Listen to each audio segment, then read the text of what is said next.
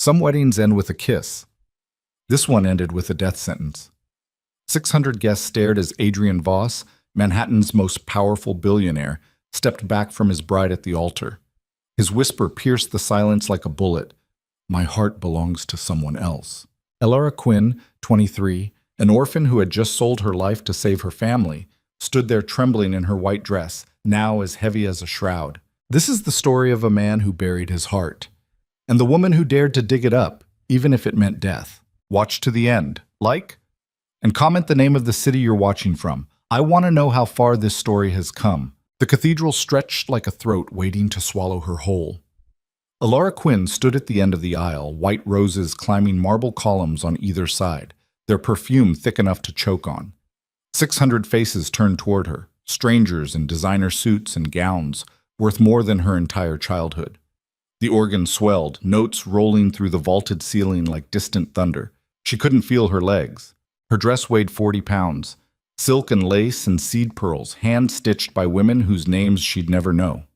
The train pooled behind her like spilled milk, and the veil, God, the veil, hung so heavy she had to tilt her chin up just to see straight.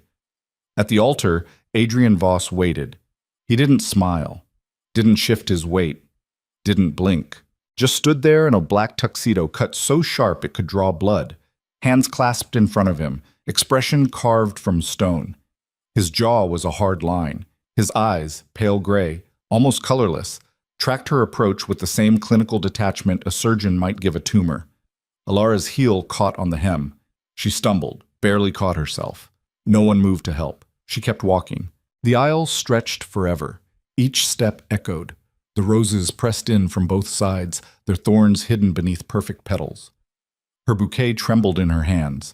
White peonies tied with silk ribbon, chosen by someone else, paid for by someone else, held by a girl who no longer recognized her own reflection. 3 weeks ago, she'd been waiting tables at a diner in Hoboken. 2 weeks ago, her uncle had shown up at her apartment with a contract and a gun on his hip. 1 week ago, she'd signed her name in ink that didn't smudge. Now she was here. Adrian's gaze never wavered. He watched her the way you'd watch a storm approach. Inevitable, destructive, beyond control. She reached the altar steps and her father, no, not her father, her uncle, the man who'd raised her after the accident, placed her hand in Adrian's. His fingers were cold. The officiant began to speak. Words she didn't hear, legal phrases wrapped in ceremonial language dressed up to sound like devotion. Adrian's hand stayed limp in hers. No squeeze, no reassurance, just dead weight. She tried to meet his eyes. He looked past her. "Do you, Adrian Voss, take this woman?"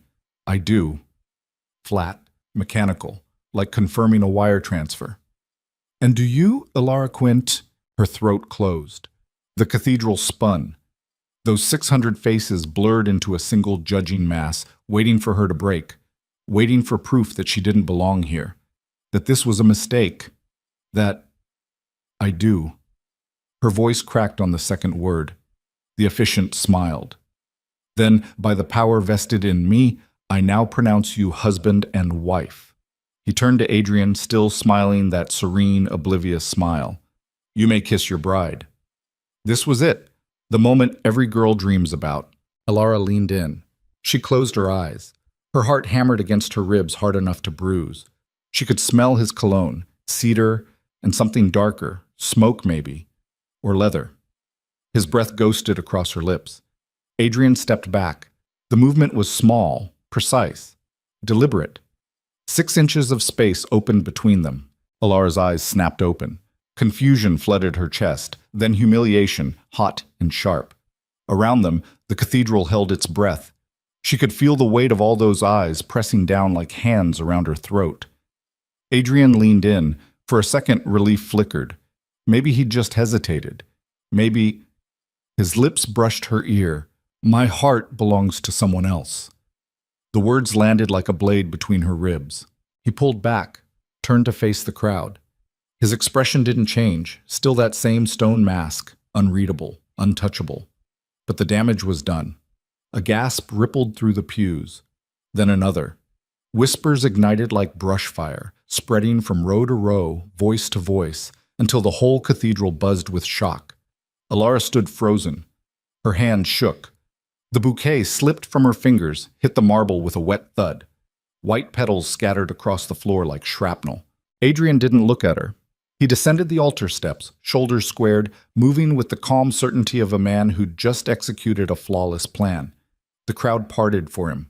No one spoke. No one dared. Alara's uncle appeared at her elbow, gripping her arm hard enough to leave marks. "Move," he hissed. She moved, down the steps. Through the gauntlet of staring faces, past women in diamonds who covered their mouths with gloved hands, past men who looked anywhere but at her. The organ played something triumphant and empty. Rice fell like hail. Camera flashes exploded in her peripheral vision. Outside, a black Rolls-Royce waited at the curb. Adrian was already inside. Her uncle shoved her toward the open door. She climbed in, the dress catching, tearing, a seam splitting somewhere near her hip. The door slammed shut. The world went quiet. Adrian sat on the opposite seat, staring out the window. The driver pulled away from the curb. Alara's breathing came too fast. Her vision tunneled. The corset dug into her ribs, squeezing, crushing. She fumbled with the zipper, couldn't reach it, gave up. "Look at me." Her voice sounded small, pathetic. Adrian didn't move. "Look at me." Nothing. She lunged across the space between them, grabbed his face with both hands, forced him to meet her eyes. What the hell was that? His gaze was empty, arctic, a wasteland in human form. "A wedding," he said. "You humiliated me. I told you the truth. In front of 600 people. You wanted me to lie?" His voice never rose, never sharpened, just stayed flat, bored, like they were discussing the weather. Alara shoved him back. He didn't resist. She pressed herself into the corner of the seat, as far from him as the car allowed, shaking so hard her teeth chattered. "Who is she?" "That's not your concern. I'm your wife. You're a contract." The words hung in the air like smoke. Alara laughed. It came out broken, jagged, a sound she didn't recognize. "My uncle said you needed a wife, that this was a transaction." Adrian straightened his cuffs. "Your family needed money. I needed a wife. The terms were clear." "No one said anything about what? Love?" He turned to look at her then, really look at her, and there was nothing in his eyes but cold assessment. "Did you actually think this was a fairy tale?" Her face burned. "Your uncle owed $3 million to people who break bones for fun," Adrian continued. "Your aunt needed surgery she couldn't afford. Your cousin was 2 months from losing his business. I paid off every debt, covered every bill, set up trusts for the next generation. All I asked in return was your presence at public events and your silence everywhere else. You're insane." "I'm practical." "You're a monster." "Yes." He didn't blink. "I am, and you signed the papers anyway."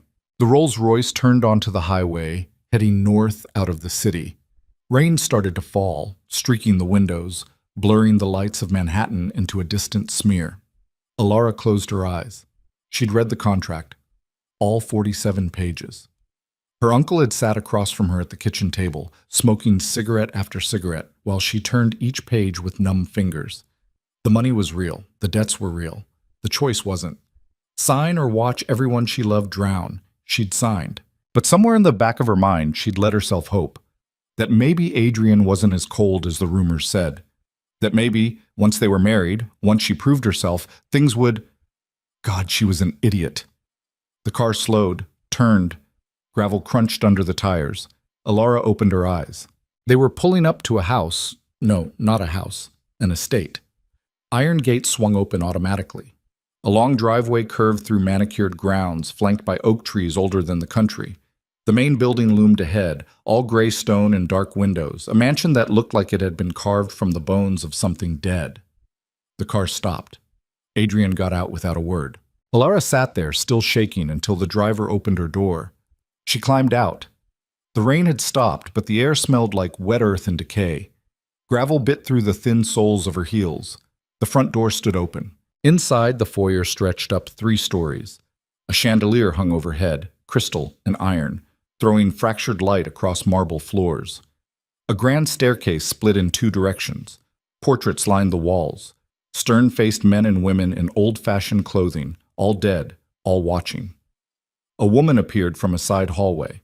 Late 50s, severe bun, black dress, buttoned to the throat. "Mrs. Voss," she said, voice clipped. "I'm Margaret, head of household staff. I'll show you to your quarters." "Quarters?" "Your wing. This way." Alara looked at Adrian. He was already walking away, disappearing down a different hallway without a backward glance. "Wait!" Margaret's hand closed around her elbow. Firm. Final. "This way, Mrs. Voss." She was led up the staircase, down a corridor lined with more portraits, past closed doors and silent rooms. The house felt empty, cavernous, like a mausoleum with running water. Margaret stopped at a door near the end of the hall, pushed it open. "Your bedroom. The sitting room is through there. Private bath, walk-in closet. Your wardrobe has already been delivered and organized. Breakfast is at 7, lunch at noon, dinner at 8. You're expected to dress appropriately for meals." "Where's Adrian's room?" "East wing." "How far?" "Far enough." Margaret's expression didn't change, but something flickered in her eyes. Pity, maybe, or contempt. "I'll send someone to help you out of the dress," she said, and left. The door clicked shut. Alara stood in the center of the room, alone. It was beautiful. King bed with silk sheets, velvet curtains, Persian rug, a fireplace with a marble mantel. Everything expensive, tasteful, cold. She walked to the window. The grounds stretched out below, acres of lawn, gardens, a pond in the distance. Beyond that, the Hudson River, black and slow. Across the water, the lights of the city glittered like broken glass. She pressed her forehead against the glass. Behind her, the door opened. A young woman entered, maybe Alara's age, dark hair pulled back, maid's uniform. She didn't introduce herself, just moved behind Alara and started working on the zipper. "Hold still." The dress loosened. Alara could breathe again. The maid worked in silence, unhooking, unlacing, peeling away layers. When she was done, the dress pooled on the floor like a shed skin. Alara stood in her slip, goosebumps rising on her arms. "There's a nightgown in the closet," the maid said. "Ring if you need anything." "Wait," but she was already gone. Alara changed into the nightgown, silk, ivory, nothing she would have chosen. She sat on the edge of the bed. The mattress was too soft, the room too quiet. She thought about her apartment in Hoboken, the radiator that clanked all night, the neighbor's dog that barked at shadows, the smell of fried eggs from the diner downstairs. It wasn't much, but it was hers. This place wasn't hers. It was a cage. Gilded, expensive, suffocating. She lay down, closed her eyes. Sleep didn't come. The next morning, Alara woke to someone knocking. She sat up, disoriented. Sunlight poured through the windows. The knock came again. "Come in." The maid from last night entered with a tray, coffee, toast, fruit. "Breakfast, Mrs. Voss." "What time is it?" 6:45. You're expected downstairs at 7. "For what?" "Breakfast with Mr. Voss." The maid set the tray on a side table and left. Alara drank the coffee. It was perfect, dark, strong, exactly how she liked it, which meant someone had been paying attention, taking notes, building a file on her preferences. The thought made her skin crawl. She dressed in clothes that had been laid out for her, a cream blouse, tailored slacks, low heels. Everything fit perfectly. Of course it did. At 7 exactly, she made her way downstairs. The dining room was on the first floor, overlooking the gardens. A long table stretched beneath another chandelier. Adrian sat at the head, reading a newspaper, coffee steaming beside him. He didn't look up when she entered. Alara sat at the opposite end. 20 feet of polished wood between them. A servant appeared, set a plate in front of her, eggs, bacon, toast. She wasn't hungry. They ate in silence.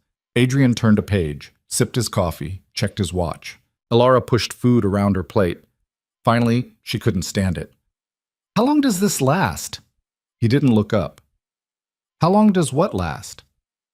"This, the silent treatment, the separate wings, the..." She gestured at the space between them. "Whatever this is your life now." "For how long?" 5 years. She blinked. "What?" "The contract specifies a minimum term of 5 years. After that, we can discuss dissolution." 5 years. "Yes. And until then, you fulfill your obligations. Attend events. Smile for cameras. Play the role you were paid to play. Alara set down her fork. And what about you? What about me? Do you have obligations? I provide for you, protect you, ensure you want for nothing. Except a husband. Adrian finally looked up. His eyes were the color of winter. You have a husband. You just don't have a man in love with you. There's a difference. Who is she? His jaw tightened. That's not your concern. You said her name at the altar. No, you didn't say it, but you meant it. I could see it. Alara leaned forward. Who is she? Where is she? Dead. The word landed like a stone in still water. Adrian folded his newspaper, stood. I have meetings. I'll be in the city until late. Don't wait up. He walked out. Alara sat alone at the long table, staring at her untouched breakfast, something cold and sharp settling in her chest. Dead. The woman Adrian loved was dead, and somehow, Alara was supposed to live in her shadow. The days bled together. Adrian left early, returned late, spoke in monosyllables when he spoke at all. Alara wandered the estate like a ghost, exploring rooms that echoed with her footsteps, reading books from a library no one touched, staring out windows at a world she couldn't reach. The staff moved around her with practiced invisibility. Margaret gave orders in clipped tones. The maids cleaned in silence. The cook prepared meals Alara barely ate. She felt herself disappearing. On the fourth day, she found the garden. It was behind the east wing, hidden behind a wall of hedges. She stumbled onto it by accident, following a stone path that curved away from the main grounds. The gate was unlocked. Inside, everything was wild. Not abandoned. Someone still cared for it, pruned it, kept it alive. But it wasn't the manicured perfection of the rest of the estate. Here, roses climbed over trellises in violent tangles, lavender spilled across walkways. A fountain stood in the center, cracked and weathered, water trickling from the mouth of a stone angel. Alara sat on the edge of the fountain. For the first time since the wedding, she felt like she could breathe. She started coming back every day. In the garden, time moved differently. She lost herself in the riot of color, the hum of bees, the smell of earth and green growing things. She pulled weeds without asking permission. Dead-headed roses, trimmed back the lavender. It became hers in a way nothing else in this place was. One afternoon, she found the photograph. It was tucked inside a book she'd borrowed from the library, a collection of poetry, old, leather-bound. The photograph slipped out when she opened it, landed face up on her lap. A woman stared back at her. Dark hair, dark eyes. A smile that could break hearts or mend them, depending on her mood. She stood in front of a fountain, the same fountain from the garden, wearing a summer dress, one hand shading her eyes from the sun. On the back, written in faded ink, Seraphine, July 2019. Alara's hands shook. She turned the photograph over, studied the woman's face. Beautiful, yes, but more than that. Alive. Vibrant. The kind of person who pulled light toward her just by existing. The kind of person Adrian would love. The kind of person Alara could never be. She slipped the photograph back into the book, but the image stayed burned in her mind. That night at dinner, another silent, suffocating meal, she broke first. I found a picture of her. Adrian's fork paused halfway to his mouth. Excuse me? Seraphine. I found her picture. He set down the fork. Slowly. Carefully. Where? In a book from the library. Which book? Does it matter? Yes. Alara pushed back from the table, went upstairs, came back with the poetry collection. She dropped it in front of him. The photograph slid out, landed between them. Adrian stared at it. For a long moment, he didn't move, didn't breathe. His expression shifted, barely, just a flicker, like something cracking beneath ice. Then he picked up the photograph and left the room. Alara sat alone, heart pounding, unsure if she'd just won a small victory or made a terrible mistake. The next morning, Adrian was waiting in the foyer when she came downstairs. Get dressed, he said. I am dressed. Formal, we have an event. What event? A gala. Art museum, 7 o'clock. You didn't tell me. I'm telling you now. He walked away before she could argue. At 6:30, Alara stood in front of her closet, staring at rows of designer gowns she'd never chosen. She pulled out a black dress, simple, elegant, safe, and put it on. Margaret appeared to do her hair and makeup. The woman worked in silence, pinning and curling and painting until Alara looked like someone else. Someone polished, expensive, empty. At 7, she met Adrian in the foyer. He wore a tuxedo, looked like he'd been carved from marble. "Ready?" he asked. "No." "Good. Let's go." The gala was everything she'd feared. A museum downtown lit up like a cathedral. Crowds of people in gowns and tuxedos, champagne flutes catching the light, classical music drifting through galleries filled with paintings Alara didn't understand. Adrian moved through it all with ease, shook hands, made small talk, smiled at the right moments. And beside him, Alara played her part, nodded, smiled, said nothing of substance. People stared. She could feel their eyes tracking her, assessing her, comparing her to whatever image of Adrian's wife they'd constructed in their minds.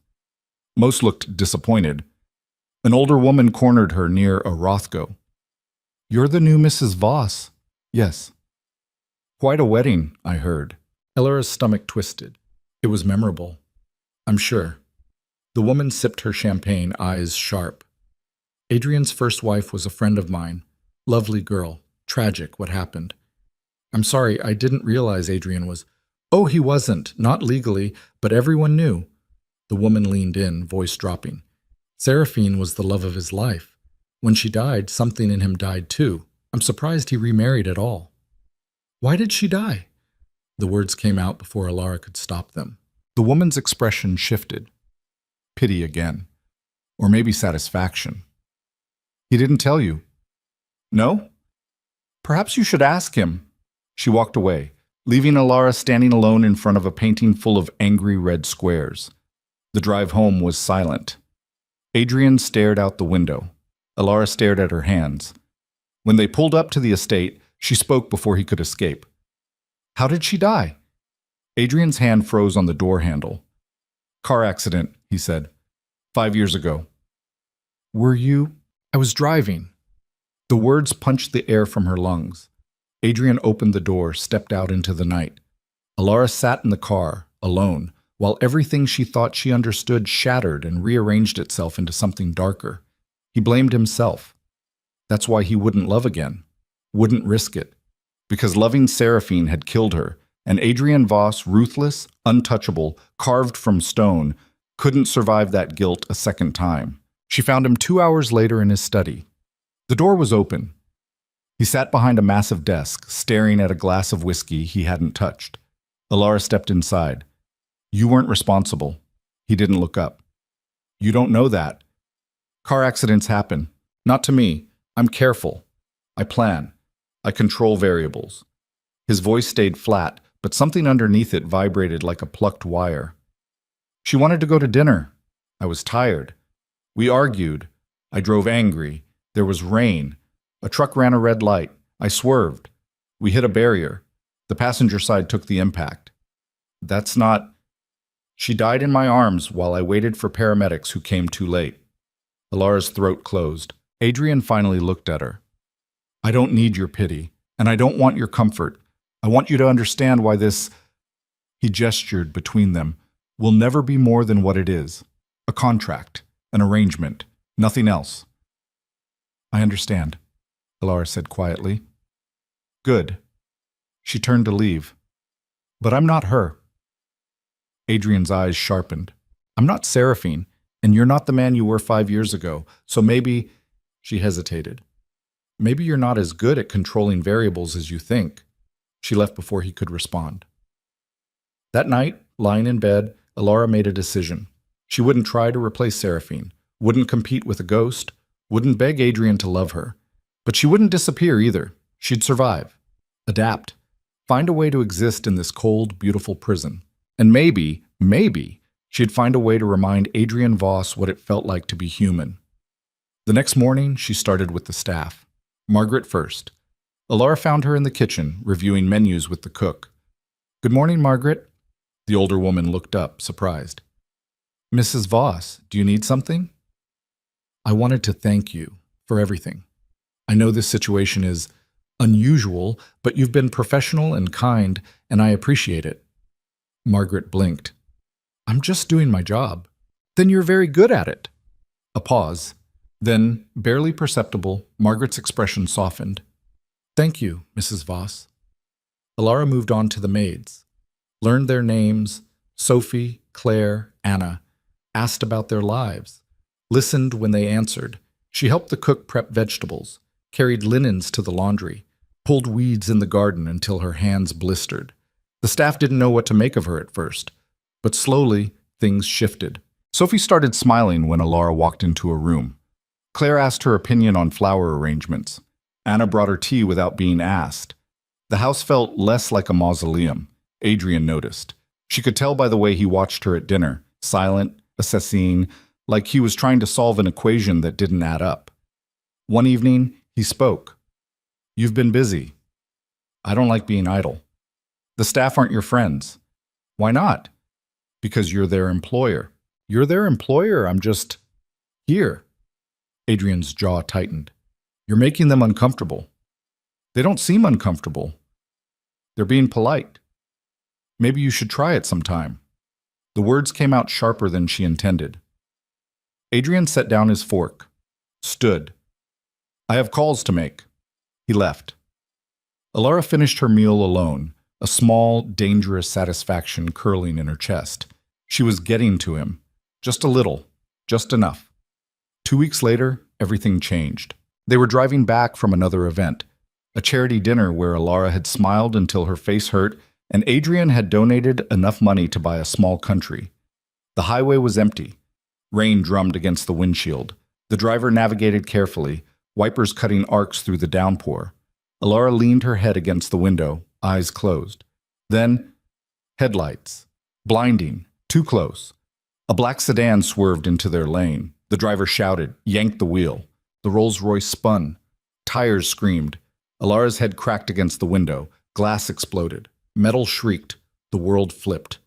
When it stopped, Alara was upside down, held in place by her seatbelt. Blood dripped from somewhere. Her forehead, maybe, or her nose.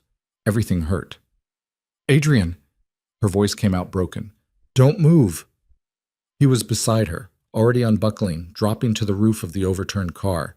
His face was cut, bleeding, but his eyes were sharp, focused. Gunfire cracked outside. Alara's heart stopped. Stay down, Adrian said. He pulled a gun from somewhere. His jacket, a hidden panel, she didn't know. Kicked out the shattered window, fired twice. Return fire punched through the metal above their heads. This wasn't an accident. This was an ambush. Adrian grabbed her arm. Can you move? I think so. Then move. He dragged her out through the broken window. Rain soaked them instantly. Alara's dress tore. Her hands scraped against asphalt. Adrian pulled her behind the overturned car, shielding her with his body. More gunfire. She saw them now, men in black, at least 4, moving in from the sedan that had hit them. Adrian returned fire. Methodical, precise. One man dropped. Then another. But there were too many. Run, Adrian said. What? When I say go, you run for the trees. Don't stop. Don't look back. I'm not leaving you. You are. His eyes locked onto hers, and for the first time since the wedding, she saw something real in them. Fear. Go. He stood, fired 3 shots in rapid succession, and Alara ran. Her heels broke. She kicked them off, kept running. The trees were close, 50 feet, 40, 30. An engine roared. She looked back. Adrian was still firing, backing toward her, but the sedan was accelerating, heading straight for him. Adrian! He turned. Saw it coming, dove. The sedan missed him by inches, fishtailed, skidded off the road. And then, sirens, police. Approaching fast. The remaining attackers scattered. Engines revved, tires squealed. They were gone as quickly as they'd come. Alara collapsed against a tree, shaking so hard she couldn't stand. Adrian walked toward her, bleeding, limping slightly, alive. He reached her, grabbed her face with both hands, tilted it up, checking for injuries. Are you hurt? She couldn't speak. Alara, are you hurt? No, I don't know. He pulled her against his chest and held her. The sirens got closer. Red and blue lights strobed through the rain, but Adrian didn't let go. His heart hammered against her ear. His hands shook where they pressed against her back. For the first time, the man carved from stone felt human, and Alara realized something terrifying. He'd been afraid. Not for himself. For her. The hospital smelled like disinfectant and fear. Alara sat on the edge of an examination table, paper crinkling beneath her, while a nurse cleaned the cut on her forehead. The woman worked in silence, dabbing antiseptic that stung like hell, fingers gentle but impersonal. "You're lucky," the nurse said. "Could have been much worse." Lucky. Alara wanted to laugh. Through the curtain, she could hear voices, police officers asking questions, Adrian answering in that flat, controlled tone he used when emotions were a liability. She caught fragments. "Routine drive. Came out of nowhere. No, I don't know who they were." Lies delivered like facts. The nurse finished, taped a bandage across Alara's temple. "All done. Try to rest. You've had a shock." Alara nodded. The woman left. Alone, Alara stared at her hands. They were still shaking, dried blood crusted under her nails. Her dress, what was left of it, hung in tatters, ruined beyond saving. She kept seeing it. The headlights. The gunfire. Adrian's face when he'd grabbed her. That split second of raw terror before the mask slammed back into place. Someone had tried to kill them. Not an accident, not random, targeted, planned, professional. The curtain pulled back. Adrian stepped through. He'd refused treatment beyond basic cleaning. A butterfly bandage held together a gash on his cheekbone. His tuxedo was shredded, blood-stained, unsalvageable. But he stood like nothing had happened, shoulders squared, expression blank. "We're leaving," he said. "The police are finished. Let's go." He turned without waiting for a response. Alara slid off the table, winced as her bare feet hit cold linoleum. Her heels were gone, lost somewhere on the highway. A nurse had given her paper slippers that whispered against the floor as she followed Adrian through fluorescent corridors. A car waited outside. Not the Rolls-Royce. That was twisted metal on a flatbed somewhere. This one was identical. Black. Bulletproof glass. A driver who didn't make eye contact. They climbed in. The door shut. The world went quiet again. Adrian pulled out his phone, started typing. Alara watched the hospital disappear behind them. Who were they? Adrian didn't look up. "I don't know yet. But you have ideas. Always. Are you going to share them?" "No." Her jaw clenched. "Someone just tried to kill us, Adrian. I think I have a right to know why." "You have a right to safety. Information is optional." "Stop talking to me like I'm a child." His fingers paused on the screen. He looked at her then, really looked, and something dangerous flickered behind his eyes. "You want information? Fine. I have enemies, lots of them. Business rivals who'd profit from my death. Former partners who feel cheated. People I've destroyed because they got in my way. Any one of them could have arranged this, or all of them working together. I won't know until my people finish investigating." "Your people?" "Yes. The same people who were supposed to keep us safe tonight?" Adrian's expression hardened. "They failed. It won't happen again." "How can you be sure?" "Because I'm going to find whoever did this, and I'm going to bury them so deep they'll forget what sunlight looks like." The words came out soft, conversational, more terrifying than if he'd shouted. Alara looked away, pulse hammering. They drove in silence. When they reached the estate, dawn was bleeding across the horizon. Gray light turned the gardens into something ghostly, unreal. The house loomed ahead, dark windows watching. Adrian got out first. Alara followed, paper slippers disintegrating on gravel. Margaret met them in the foyer, face pale. "Mr. Voss, thank God. We heard about the accident." "Not an accident." Adrian shrugged off his ruined jacket, dropped it on the floor. "Increase security. No one enters or leaves without my explicit approval. Lock down the grounds. I want cameras on every entrance, armed guards on rotation, and background checks on anyone who's been hired in the last 6 months." Margaret nodded, already pulling out her phone. Adrian started toward the stairs. "Wait," Alara's voice cracked. "That's it? You're just going to, what, go to bed? Pretend this didn't happen?" He paused, one hand on the banister. "I'm going to shower, change, make calls. And then I'm going to find the people responsible and end them. What are you going to do?" "I don't know." "Then figure it out." He climbed the stairs, each step measured, controlled, a man operating on autopilot. Alara stood alone in the foyer, exhaustion crashing over her like a wave. Margaret touched her arm. "Come on, dear, let's get you cleaned up." She let herself be led upstairs, too tired to argue.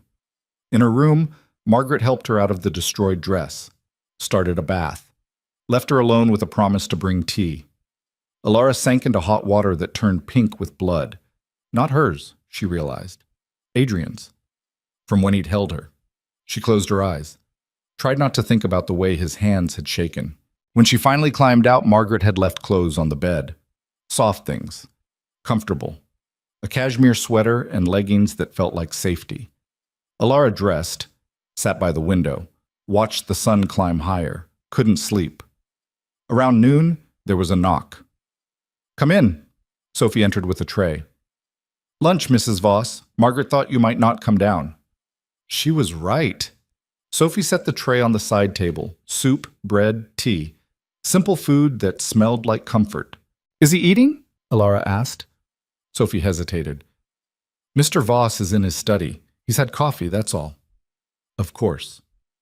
Alara waited until Sophie left, then ignored the tray and went downstairs. Adrian's study was in the west wing. She'd only been inside once, the night she'd confronted him about Seraphine. The door was closed now. She knocked. No answer. She opened it anyway. Adrian sat behind his desk, surrounded by screens. Security footage played on one monitor, maps on another, documents scattered across the surface, surveillance photos, financial records, names highlighted in red. He didn't look up. Alara closed the door behind her, walked to the desk. "You need to eat."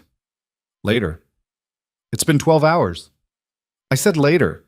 She reached across the desk, closed his laptop. Adrian's eyes snapped to hers. "Don't. You're going to make yourself sick." "I'm fine." "You're not." "Alara," his voice dropped, warning clear. "Move the laptop." "No." They stared at each other across the desk. Then Adrian stood, walked around, opened the laptop himself, and returned to his chair. Dismissed. Alara didn't move. "I could have died last night," she said quietly. His fingers stilled on the keyboard. "We both could have. And you're acting like it was nothing, like you deal with assassination attempts every Tuesday." "I've dealt with worse. That doesn't make it normal." Adrian leaned back, studied her with those cold gray eyes. "What do you want me to say?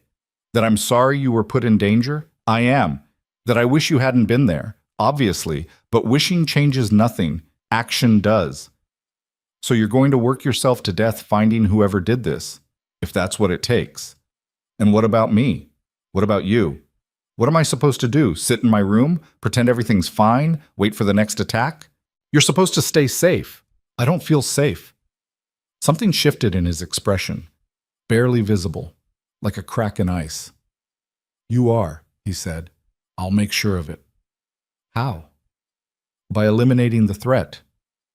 And if you can't, I will." The certainty in his voice should have been reassuring. It wasn't. Alara left him there, surrounded by screens and rage and the ghost of a promise he couldn't guarantee. The next few days passed in a blur of tension. Armed guards appeared on the grounds. Cameras went up. Every delivery was searched. Every visitor turned away. The estate became a fortress. Adrian worked around the clock. Alara barely saw him. When she did, he looked worse, shadows under his eyes, jaw tight, hands curled into fists even when he slept. If he slept.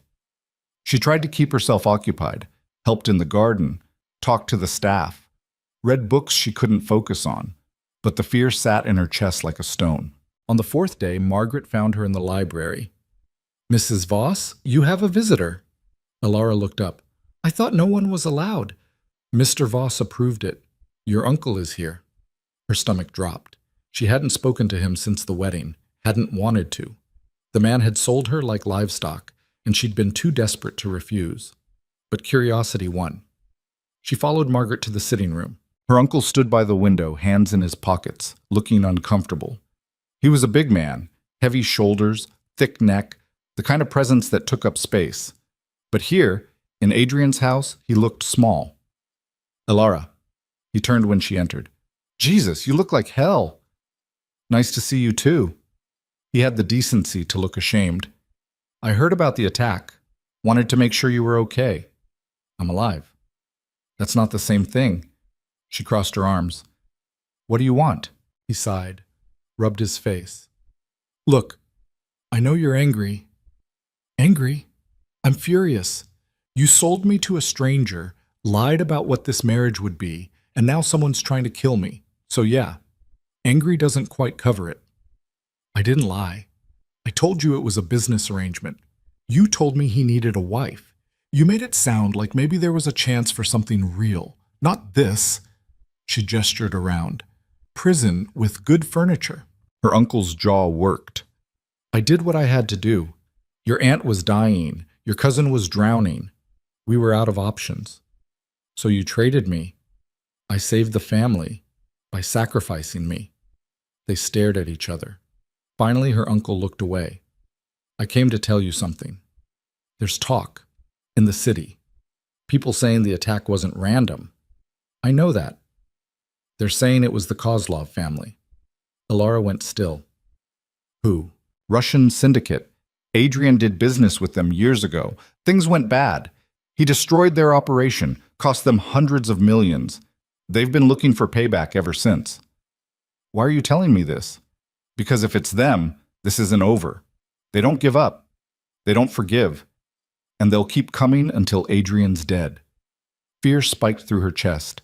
Does Adrian know? If he doesn't, he will soon. Her uncle moved toward the door, paused. For what it's worth, I didn't think it would be like this. I thought he'd be cold, sure, but I didn't think... He stopped.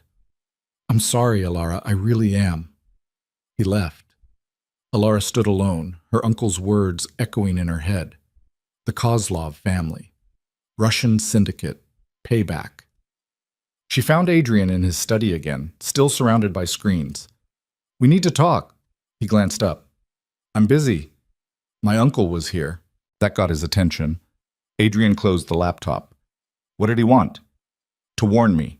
He said the attack might have been the Kozlov family. Adrian's expression didn't change, but something in the air shifted, went cold. He's right, Adrian said quietly. You knew? I suspected. Confirmed it this morning. And you weren't going to tell me? What difference would it make? Alara's hands curled into fists. The difference is I deserve to know who's trying to kill me. Knowing doesn't keep you safe. Distance does, which is why... He stood, walked to the window. I'm sending you away. Her heart stopped. What? There's a property upstate, secure, remote. You'll stay there until this is resolved. Absolutely not. It's not a request. I'm not running. Adrian turned, eyes hard. This isn't running. It's surviving. No, it's you making decisions for me without asking. Again. I don't need to ask. I'm protecting you. I don't want your protection if it means being locked in another cage. Better a cage than a coffin. The words hung between them. Alara stepped closer. You think sending me away will keep me safe? What about you? Who protects you? I don't need protection. Everyone needs protection, Adrian. Even you. You're leaving tomorrow. That's final. No. His jaw clenched. Alara, you can't make me. Yes, I can. Legally, financially, physically, if necessary. You signed a contract that gives me authority over your safety. Don't make me use it. She stared at him. You'd force me? If it keeps you alive, yes. Rage boiled through her veins. You're just like my uncle, using contracts and money and power to control people, deciding what's best without asking. Do you even see me as a person, or am I just another asset to manage? Adrian's expression cracked. You think I want this? You think I want to worry about you bleeding out on some highway because people are trying to get to me? I didn't ask for this, Alara. I didn't ask to care whether you live or die. But I do. And that makes you a target, and I will not... He stopped, breathed. I will not watch another person I care about die because of me. The confession landed between them like a bomb. Silence. Alara's anger drained away, replaced by something else, something softer. You care about me. Adrian looked away. Don't. You just said, I know what I said. Adrian, you're leaving tomorrow. End of discussion. He walked past her, out of the study, leaving her alone with the weight of words he couldn't take back. That night, Alara couldn't sleep. She paced her room, thoughts spinning. Adrian cared. Maybe not love. Not yet. Maybe never. But care. Enough to be afraid. Enough to send her away. Which meant she'd cracked something open in him. And now he was trying to seal it shut. Around 3 in the morning, she gave up on sleep and went downstairs. The house was dark, silent. She found Adrian in the library. He sat in a leather chair by the fireplace, glass of whiskey in hand, staring at flames that threw shadows across his face. He didn't look up when she entered. "Can't sleep either?" she asked. "Sleep is optional." Alara sat in the chair opposite him. "I'm not going upstate." "Yes, you are." "What if I refuse?" "I'll have you carried to the car." "You wouldn't." He met her eyes. "Try me." She believed him. Different tactic.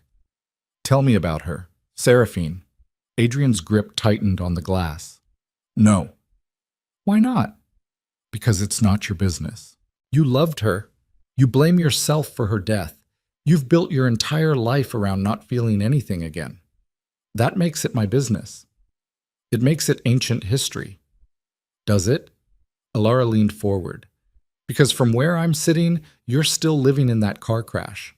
Still punishing yourself. Still convinced that loving someone means killing them." "It does. That's insane." "It's true. It's trauma, not truth." Adrian drained the whiskey, set the glass down harder than necessary. "You don't know what you're talking about." "Then explain it to me." "Why?" "Because I'm your wife. Because someone tried to kill us. Because you just admitted you care whether I live or die, and I think you owe me more than silence and orders." They stared at each other across the space between the chairs. Finally, Adrian spoke. "She was a musician, violinist. We met at a benefit concert. She was playing Vivaldi, and He stopped, started again. "I don't believe in love at first sight, but that night I did. She was brilliant, fearless. She saw through every wall I'd built and didn't care. Just walked right past them like they were tissue paper." His voice stayed flat, but something underneath it trembled. "We were together 2 years. I asked her to marry me. She said yes. We set a date, and then..." He looked at the fire. "She wanted to celebrate. Dinner at her favorite restaurant. I'd been working 18-hour days, closing a deal. I was exhausted. I told her we should stay in. She pushed. We argued. I gave in."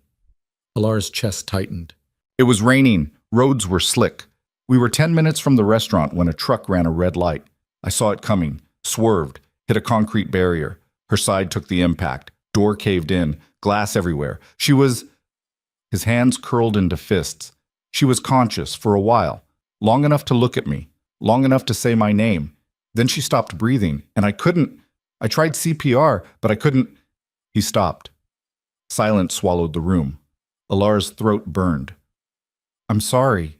Don't be. It was my fault. It was an accident. I was driving angry, distracted. If I'd stayed home like I wanted, she'd still be alive." "You don't know that." "Yes, I do." Alara stood, crossed to him, knelt in front of his chair. Adrian stiffened. "Look at me," she said. He didn't. She took his hands, still curled into fists, and held them.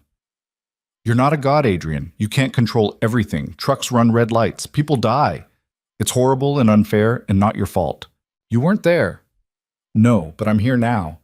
And I'm telling you that punishing yourself for the rest of your life won't bring her back." "I know that." "Do you? Because it seems like you've decided that loving someone is a death sentence, and the only way to keep people safe is to not love them at all." Adrian pulled his hands away. "It's worked so far." "Has it? You're miserable, alone, surrounded by people who fear you instead of knowing you. Is that really working?" "It's survival. It's cowardice." His eyes snapped to hers, sharp and dangerous. Alara didn't flinch. "You think I don't see it?" she continued. "You're terrified, not of the Kozlovs or business rivals or any external threat. You're terrified of feeling something real again, of risking your heart. So you hide behind contracts and control and pushing people away. But guess what? I'm still here. And I'm not leaving tomorrow, not because you forbid it, but because I choose not to. You don't have a choice. Everyone has a choice, even you. You can keep hiding, or you can let yourself be human again." Adrian stood abruptly, forcing her back. "You want me to be human? Fine. I'm human. I'm selfish and cruel and incapable of giving you what you want. I told you at the altar, my heart belongs to someone else. Someone dead. Someone I killed. That's the truth, Alara. Not some romantic barrier to overcome, just the ugly fact that I'm broken, and I can't be fixed." "I'm not trying to fix you." "Then what are you trying to do?" "Survive. Just like you." The words landed quiet. Final. Adrian stared at her. Then he walked out. Alara stayed on the floor, shaking, wondering if she'd just pushed too hard or not hard enough. The next morning, she woke to commotion outside. Shouting, running footsteps. She threw on a robe, ran downstairs. The foyer was chaos. Guards everywhere. Margaret on the phone. Adrian in the center, issuing orders in rapid-fire Russian. Alara grabbed his arm. "What's happening?" He turned, face carved from stone. "They found us." "Who?" "The Kozlovs. They hit one of my warehouses an hour ago, burned it to the ground, left a message." "What message?" Adrian handed her his phone. On the screen, a photo. The warehouse, engulfed in flames, and spray-painted across the front in letters 10 feet tall. "She's next." Alara's blood turned to ice. "Pack a bag," Adrian said. "Now." "What?" "You're leaving, not upstate, out of the country. I have a place in Switzerland. You'll go there until—" "No." "Alara, I said no." Adrian grabbed her shoulders. "Did you see the message? They're targeting you, specifically, to hurt me. And they will succeed unless you leave right now." "Then let's go together." "I can't run. If I run, I look weak. They'll chase us both." "So what? You stay here and fight while I hide on another continent?" "Yes." "That's not a plan. That's suicide." "It's strategy. It's you trying to get yourself killed because you think you deserve it." His grip tightened. "This isn't about what I deserve. It's about keeping you alive." "And what about you? What happens when they come for you?" "I'll handle it." "Like you handled last night? We barely survived, Adrian. You think you can take on an entire syndicate alone?" "I've done it before." "And how many people died?" The question hit like a slap. Adrian's hands dropped. Before he could respond, an explosion rocked the house. The windows shattered. Alara hit the floor. Glass rained down. Alarms screamed. Adrian was on top of her instantly, shielding her with his body. "Stay down," he said. Gunfire erupted outside. Then inside. The front door splintered. Men in black poured through, armed, masked, moving with military precision. Adrian pulled his gun, fired twice. 2 men dropped. But there were more. Too many. He grabbed Alara, dragged her behind a marble column. "The panic room," he said. "East wing. 3rd door on the left. Code is 1847. Go." "Not without you. I'll be right behind you. Go." She ran. Behind her, gunfire, shouting, the sound of bodies hitting marble. She made it to the east wing, found the door, punched in the code with shaking hands. The door opened. She hesitated, looked back. Adrian was fighting 3 men at once. Blood streaked his face. He moved like violence personified, brutal, efficient, unstoppable. But they kept coming. Alara made a choice. She stepped into the panic room, grabbed the shotgun mounted on the wall, checked it was loaded, and ran back. Adrian saw her coming. "What the hell are you—" She fired past him. The man behind him dropped. Adrian spun, took down another. They fought back to back. Alara had never fired a gun before yesterday. Now she couldn't afford to miss. She didn't. The attackers fell. 1, 2, 3. Then silence. Adrian and Alara stood in the wreckage of the foyer, surrounded by bodies, breathing hard. "You were supposed to hide," Adrian said. "I don't hide." "You could have been killed." "So could you." He stared at her, blood on his face, death in his eyes, and something else. Something raw and terrified and achingly human. "Don't ever do that again," he said. "Make me a promise first." "What?" "Stop trying to protect me by pushing me away. If you want me safe, let me stand beside you. Not behind you, beside you." Adrian's jaw worked. Outside, sirens approached. Police, ambulances, the aftermath. But here, in this moment, it was just them. Two people who'd survived something impossible. Together. Okay, Adrian said quietly. Okay? You can stay. It wasn't a declaration of love. It wasn't even close. But it was a crack in the armor. And Alara would take it. Because for the first time since the wedding, Adrian Voss wasn't pushing her away. He was letting her in.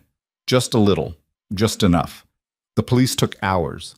Statements, evidence collection, body bags.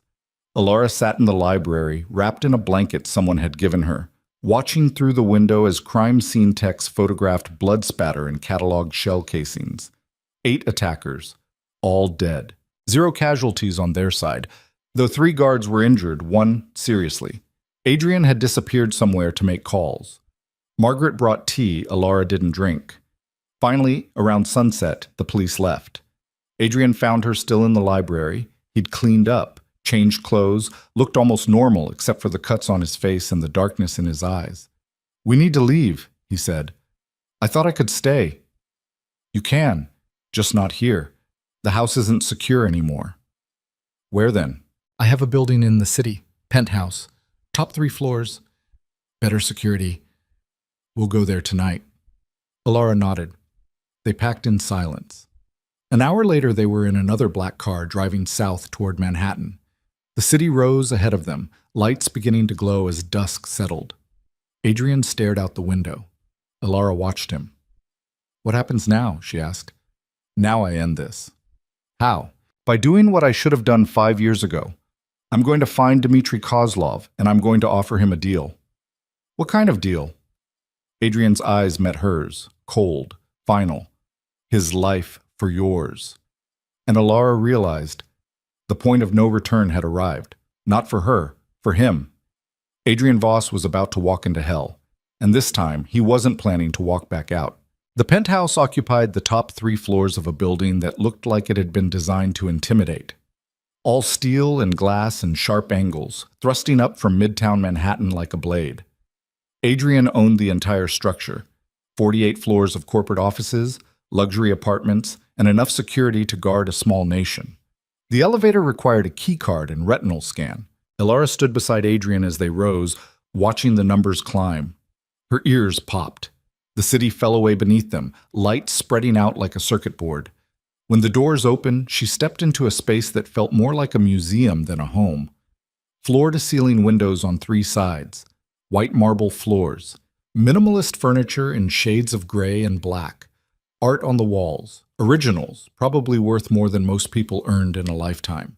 Everything cold, clean, sterile. No photographs, no personal touches. No evidence that anyone actually lived here. Adrian dropped his bag by the door. "Your room is upstairs, 2nd floor. Pick whichever one you want." "Where's yours?" "3rd floor." "Of course." Maximum distance. A man appeared from a side hallway, late 30s, military bearing, scar cutting through his left eyebrow. He nodded at Adrian. "Perimeter's secure, cameras are live, teams in position." "Good. Alara, this is Victor, head of security. Anything you need, he'll handle it." Victor's eyes flicked to her, assessing. "Ma'am." "Hi." That was apparently the extent of pleasantries. Victor disappeared back down the hallway. Adrian moved to the windows, pulled out his phone. Alara stood in the center of the vast space, feeling small. "What now?" she asked. "Now you stay here while I make arrangements." "Arrangements for what?" "The meeting with Kozlov." Her stomach dropped. "You're serious. You're actually going to offer yourself." "It's the only way to end this." "It's suicide." Adrian didn't turn from the window. "It's strategy. Kozlov wants revenge. I give him the opportunity. In exchange, he leaves you alone. Leaves my people alone. Ends the vendetta. And kills you." "Probably." The word landed flat, casual, like he was discussing the weather. Alara crossed to him, grabbed his arm, forced him to look at her. "No, it's not your decision. The hell it isn't. I'm your wife. On paper. We fought together today, bled together. You told me I could stay. You don't get to do that and then throw your life away." Adrian's jaw tightened. "This isn't throwing my life away. It's saving yours." "By sacrificing yourself? That's not saving me. That's..." She stopped, breathed. That's you still punishing yourself for Seraphine. His eyes went cold. Don't. Why not? It's true. You think you deserve to die. You've thought it since the accident, and now you finally have an excuse that sounds noble instead of suicidal. You don't know what you're talking about. Then tell me I'm wrong. Silence. Adrian pulled away, walked to the bar, poured whiskey he didn't drink. Elara followed. There has to be another way. There isn't. We could run, leave the country, disappear. They'd find us. We could fight. You have resources, money, people. Not enough.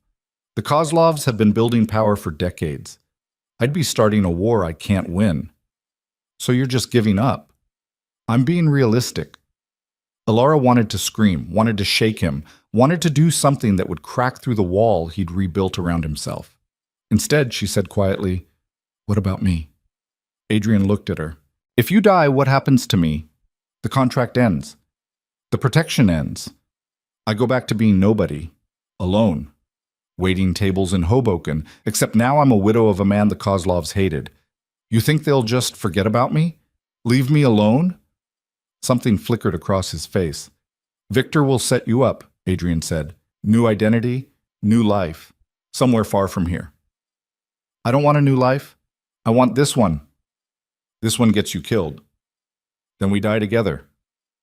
"Absolutely not." "Why?" "Because—" He stopped, his hands curled into fists. "Because I already failed one person I cared about. I won't do it again." There it was, the truth he kept trying to bury. Elara stepped closer. "You didn't fail Seraphine. You survived something horrible. There's a difference." "Not to me." "Then change how you see it." "I can't." "You won't." They stood inches apart, breathing hard, the air between them electric with everything unsaid. Adrian's phone buzzed. He pulled it out, glanced at the screen. His expression shifted. "What?" Elara asked. "Kozlov accepted the meeting. Tomorrow night. Neutral location. No weapons. Just talk." "You believe that?" "No. But it's the opening I need." He walked away before she could argue. Elara stood alone in the massive penthouse, surrounded by windows that showed her a city full of people who had no idea what was about to happen. She couldn't let him do this. Wouldn't. But she had no idea how to stop him. That night, she couldn't sleep. Again. She lay in the guest room Adrian had given her, all white linens and abstract art and the kind of mattress that cost more than a car, and stared at the ceiling. Around 2 a.m, she gave up. Downstairs, the penthouse was dark, except for the glow of the city through the windows. She moved through shadows, barefoot on cold marble, until she found Adrian. He sat at the dining table, a slab of black granite that could seat 20, surrounded by documents, laptops open, screens glowing, still working, always working. "You should sleep," she said. He didn't look up. "So should you." Elara sat across from him. "What are you doing?" "Updating my will, transferring assets, making sure everything's in order." "You're planning your own funeral." "I'm being thorough." She reached across the table, closed the nearest laptop. Adrian's eyes finally met hers. "Stop," she said. "Stop what?" "Accepting this. You're acting like you're already dead." "I'm acting like a man who understands probability. Probability says we should have died on that highway. We didn't. Probability says I should have stayed in the panic room. I didn't. Maybe probability is wrong. Or maybe we've just been lucky. And luck runs out." Elara stood, walked around the table, sat in the chair next to him. "Tell me about the meeting. Where is it? Who's coming? What's the plan?" Adrian hesitated, then he sighed. "A warehouse in Brooklyn. Red Hook. Kozlov's territory, but technically neutral. Neither of us controls it. He's bringing 2 men. I'm bringing Victor and 1 other." "That's it? 3 against 3? More would look like aggression. This is supposed to be a negotiation. Except you're not negotiating, you're offering yourself." "Yes." "And if he refuses?" "He won't." "How do you know?" "Because Dmitry Kozlov is a lot of things, but he's not stupid. I'm offering him exactly what he wants. Revenge without consequences. Clean, simple. He'd be a fool to refuse." Elara's chest tightened. Unless he wants more than revenge. What else is there? Your empire, your assets, everything you've built. If you're dead, who controls it? Adrian went still. The will, he started, can be contested, tied up in courts for years, leaving everything vulnerable. Your enemies could pick it apart piece by piece. She watched understanding dawn on his face. You think this is a trap, he said slowly. I think you're so busy trying to die nobly that you're not seeing the bigger picture. Adrian stood, started pacing. His mind worked visibly, connecting dots, running scenarios, calculating outcomes. If Kozlov wants the company, killing me isn't enough. He'd need to dismantle my structure, but that would take time. Coordination. Unless, he stopped, unless he already has people inside. Inside where? My organization. Someone feeding him information. Someone who knows enough to bring it all down from within. Ilara's pulse quickened. Can you find out? Maybe, if I... He grabbed his phone, started typing. I need to check something. Stay here. He disappeared upstairs. Ilara sat alone, mind racing. If Adrian was right, if this was bigger than revenge, then walking into that meeting was worse than suicide. It was handing his enemies everything. She stood, moved to the windows. The city glittered below. Millions of lives, millions of stories. And somewhere out there, someone was planning to destroy the man who'd started to mean something to her. Not love, not yet, but something. Something worth fighting for. Footsteps on the stairs. Adrian returned, face ashen. What? Ilara asked. I ran a trace on communications from the last month. Encrypted messages I thought were from my people in Moscow. They weren't. Who were they from? I don't know yet, but whoever it is, they've been feeding Kozlov intel for weeks. Shipment schedules, security protocols, personal movements. He looked at her. They knew where we'd be the night of the attack. They knew the route, the timing, everything. Someone close to you, someone I trust. The words came out broken. Ilara moved to him. We'll find them. And if we can't, we will. Adrian's phone buzzed. He glanced at it, frowned. It's a video file from an unknown number. Don't open it. I have to. He tapped the screen. The video loaded. Ilara moved closer, watching over his shoulder. The footage was grainy. Security camera quality.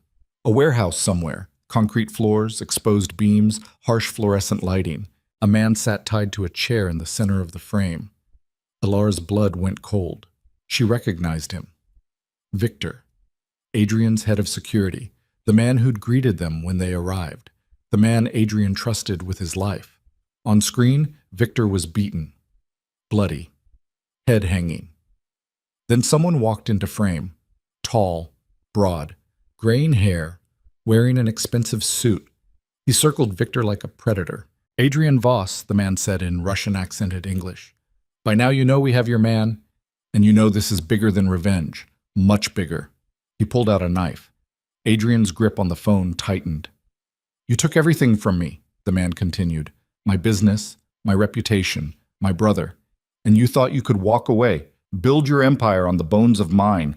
But empires fall, Adrian. They always fall. He pressed the knife to Victor's throat. Tomorrow night, you come to the meeting. You come alone.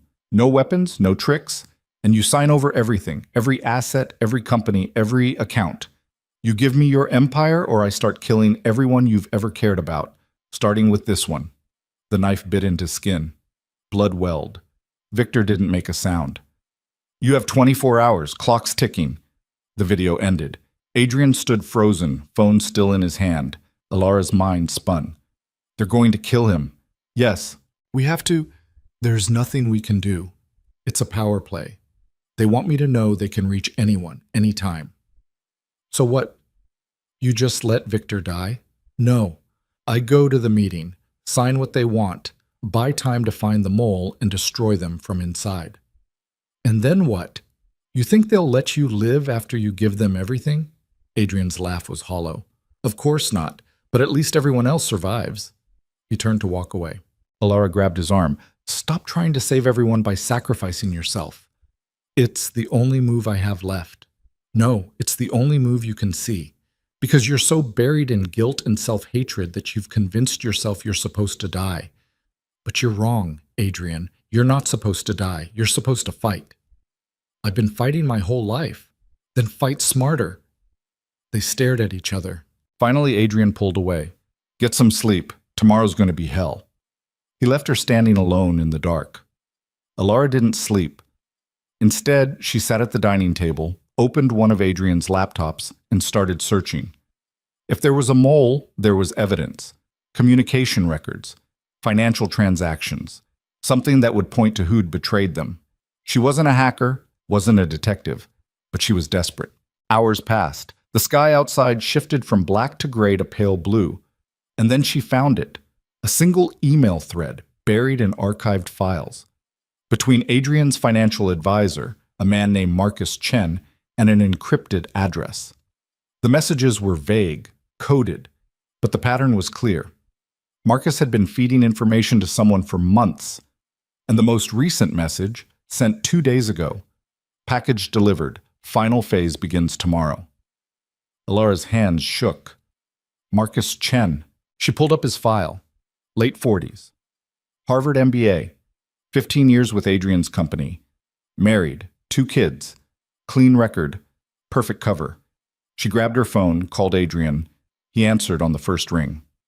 What? I found him. The mole. It's Marcus Chen. Silence. Then, are you sure?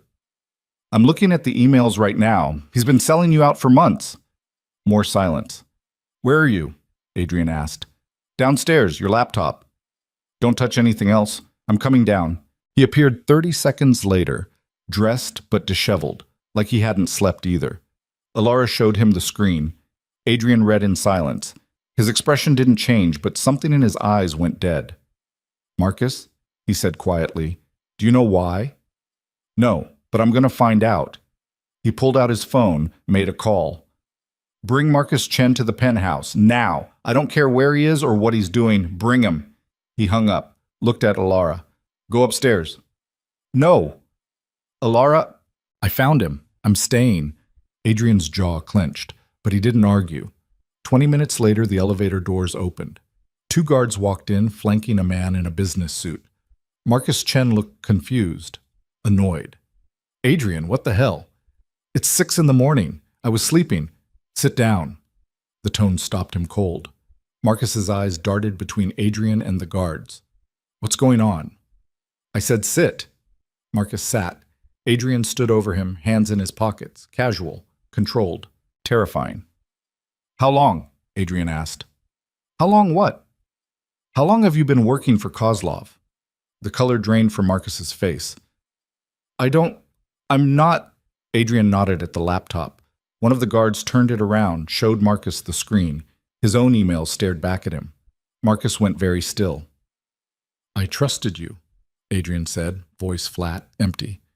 15 years, I trusted you with everything, and you sold me out. It's not. I didn't. Why? They have my family. The confession came out strangled. Adrian's expression didn't change. Explain. Marcus's hand shook. 3 months ago, men came to my house. Said they'd kill my wife and kids if I didn't cooperate. They wanted information, schedules, security codes. I didn't have a choice. Everyone has a choice. Not when it's your children's lives. You could have come to me and risked them killing my family before you could help. I couldn't. Marcus's voice broke. I'm sorry. I'm so sorry. But they have them right now. And if I don't deliver what they want, where? I don't know. They move them every few days. I get calls, proof of life. That's it. Adrian pulled out his phone, showed Marcus the video of Victor. This is what they do to people I care about. What do you think they'll do to your family once you're no longer useful? Marcus's face crumpled. Please, I'll do anything. Just help me get them back. Adrian studied him for a long moment. Then he looked at the guards. Lock him in the guest suite. No phone. No contact. Watch him. They hauled Marcus to his feet, led him away. When they were gone, Adrian turned to Alara. Now we know how they've been tracking us. What about his family? If they're alive, I'll find them. If they're not... He didn't finish. Alara's stomach turned. You think they're already dead? I think Kozlov doesn't leave loose ends. So Marcus betrayed you for nothing. Maybe. Or maybe they're still alive and being used as leverage. Either way, I need to know before tonight. He moved to the windows, pulled out his phone, started making calls. Alara watched the city wake up below. Somewhere out there, Marcus's wife and children were either prisoners or corpses. And tonight, Adrian was walking into a meeting that would probably kill him, unless she found a way to stop it. An idea formed. Dangerous, stupid, possibly suicidal, but it was something. She waited until Adrian finished his calls. I'm going with you tonight, she said. He turned. Absolutely not. They want you to come alone, but they didn't say anything about me. Because you're not going. Think about it. They expect you, isolated, vulnerable. But if I'm there, if they see me, it changes the dynamic. It makes you a target. I'm already a target. They burned She's Next into your warehouse. They know about me. So let's use that. Adrian shook his head. No, too dangerous. Everything is dangerous. At least this way I'm choosing to be part of it, instead of sitting here waiting to find out if you're dead. Alara. You don't get to protect me by shutting me out. Not anymore. We're in this together. Remember? You promised. His jaw worked. She could see him calculating, running scenarios, looking for angles. Finally, what's your plan? I don't have one. Not fully. But I know this. Kozlov wants your empire. He wants you broken, humiliated, destroyed. So let's give him what he wants. I'm not signing over. I'm not saying you should. I'm saying make him think you are. Play along. Get close. And when he's distracted, we burn it all down. Adrian stared at her. You're talking about a con. I'm talking about survival. It won't work. Maybe not, but doing nothing definitely won't work. Silence stretched between them. Then Adrian said quietly, You've changed. So have you. He almost smiled. Almost. Okay, he said. You can come. But you follow my lead. You don't improvise. You don't take risks. And if I tell you to run, you run. Understood? Understood. They spent the day preparing. Adrian made calls, moved money, set contingencies in place. Alara watched, learned, started to understand the machinery of his empire, how it functioned, where the weak points were, what mattered most. Around noon, one of Adrian's people called. He listened. His expression darkened. When he hung up, he looked at Alara. They found Marcus's family. Where? A warehouse in Queens. All three of them. Dead. 2 days ago. Alara's chest constricted. Does Marcus know? Not yet. I'll tell him after tonight, if we survive. And if we don't? Then it doesn't matter. The words should have sounded callous. Instead, they just sounded tired. That evening, as the sun set over Manhattan, Alara dressed in black. Jeans, boots, a jacket that hid the knife she'd taken from the kitchen. Not much of a weapon, but it was something. Adrian met her downstairs. He wore black, too. No tie, no pretense, just a man preparing for war. Ready? He asked. No. Good. Neither am I. They took the elevator down to the garage. A car waited. Not the Rolls-Royce. Something anonymous, stolen plates. Adrian drove. They crossed the bridge into Brooklyn as twilight bled into darkness. The warehouse district of Red Hook spread out around them. Abandoned buildings, rusted shipping containers, streets empty of people. Perfect place for murder. Adrian parked 2 blocks away, killed the engine. They sat in silence. Last chance to change your mind, he said. Not a chance. He looked at her, really looked, like he was memorizing her face. If this goes wrong, it won't. If it does, I need you to know. He stopped, started again. I need you to know that you were right. About everything. I was hiding, punishing myself, too afraid to feel anything real again, but you, his voice roughened. You made me feel anyway, whether I wanted to or not. Alara's throat burned. Is this goodbye? She asked. No, it's just in case. He leaned across the space between them, kissed her. Not the obligation kiss from the wedding, not performance. Real, desperate, A man tasting something he thought he'd lost forever. When he pulled back, his eyes were storm dark. Let's go kill some Russians. They walked the 2 blocks in silence. The warehouse loomed ahead. Corrugated metal walls, broken windows, a single door standing open. Light spilled out. Adrian squeezed her hand once, then let go. They stepped inside. The interior was exactly like the video. Concrete floor, exposed beams, harsh fluorescence. 5 men waited in the center. 4 wore tactical gear, armed, alert. The 5th stood in front. Dmitry Kozlov. He looked like violence wrapped in expensive fabric. 60. Gray hair slicked back, eyes like frozen tundra. Adrian Voss, he said, Russian accent thick. You came. You didn't give me much choice. Kozlov's gaze slid to Alara. And you brought your pretty wife. How romantic. She insisted. I like her already. She has spine. Kozlov smiled. No warmth, just teeth. Unlike your man Victor, he died very easily. Adrian didn't react. Alara's stomach churned. Victor was dead. Let's skip the theater, Adrian said. You want my empire. I'm willing to discuss terms. Terms? Kozlov laughed. You think this is negotiation? You sign. You transfer. You disappear. Those are the terms. And if I refuse? Then everyone you love dies, starting with her. One of the guards raised his weapon, pointed it at Alara.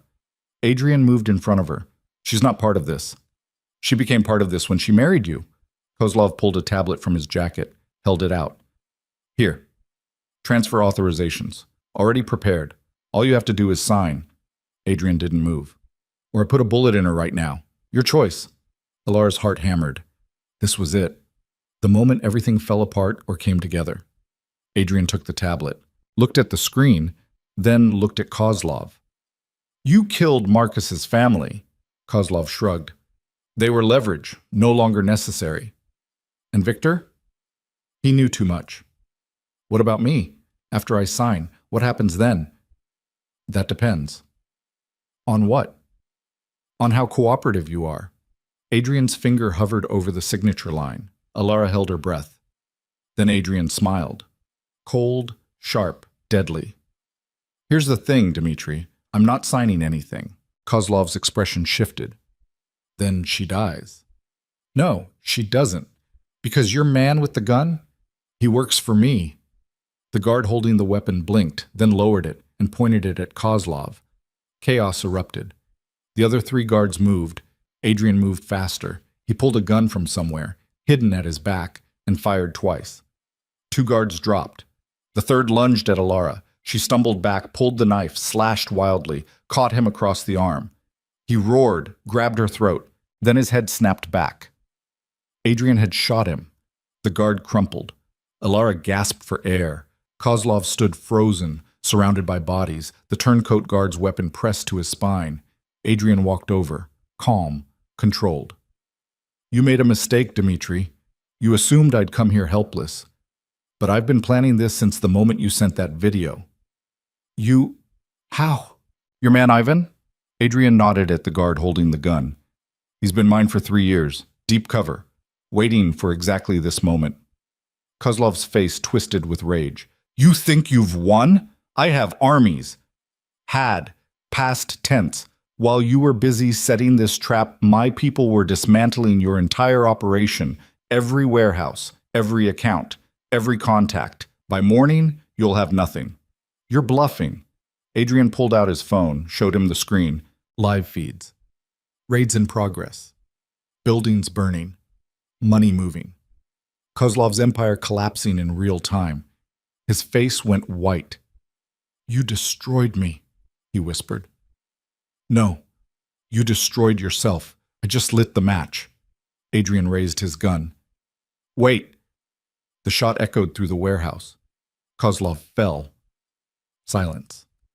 Alara stared at the body, at the blood spreading across concrete, at Adrian still holding the gun, expression empty. He'd done it, ended the threat, survived. They'd survived. Then footsteps. From the shadows at the back of the warehouse, a figure stepped into the light. Alara's blood froze. It was a woman. Dark hair, dark eyes, wearing clothes that cost more than cars, and she was smiling. "Hello, Adrian," the woman said. Adrian's gun clattered to the floor. His face had gone ashen, like he'd seen a ghost, because he had. "Seraphine," he whispered.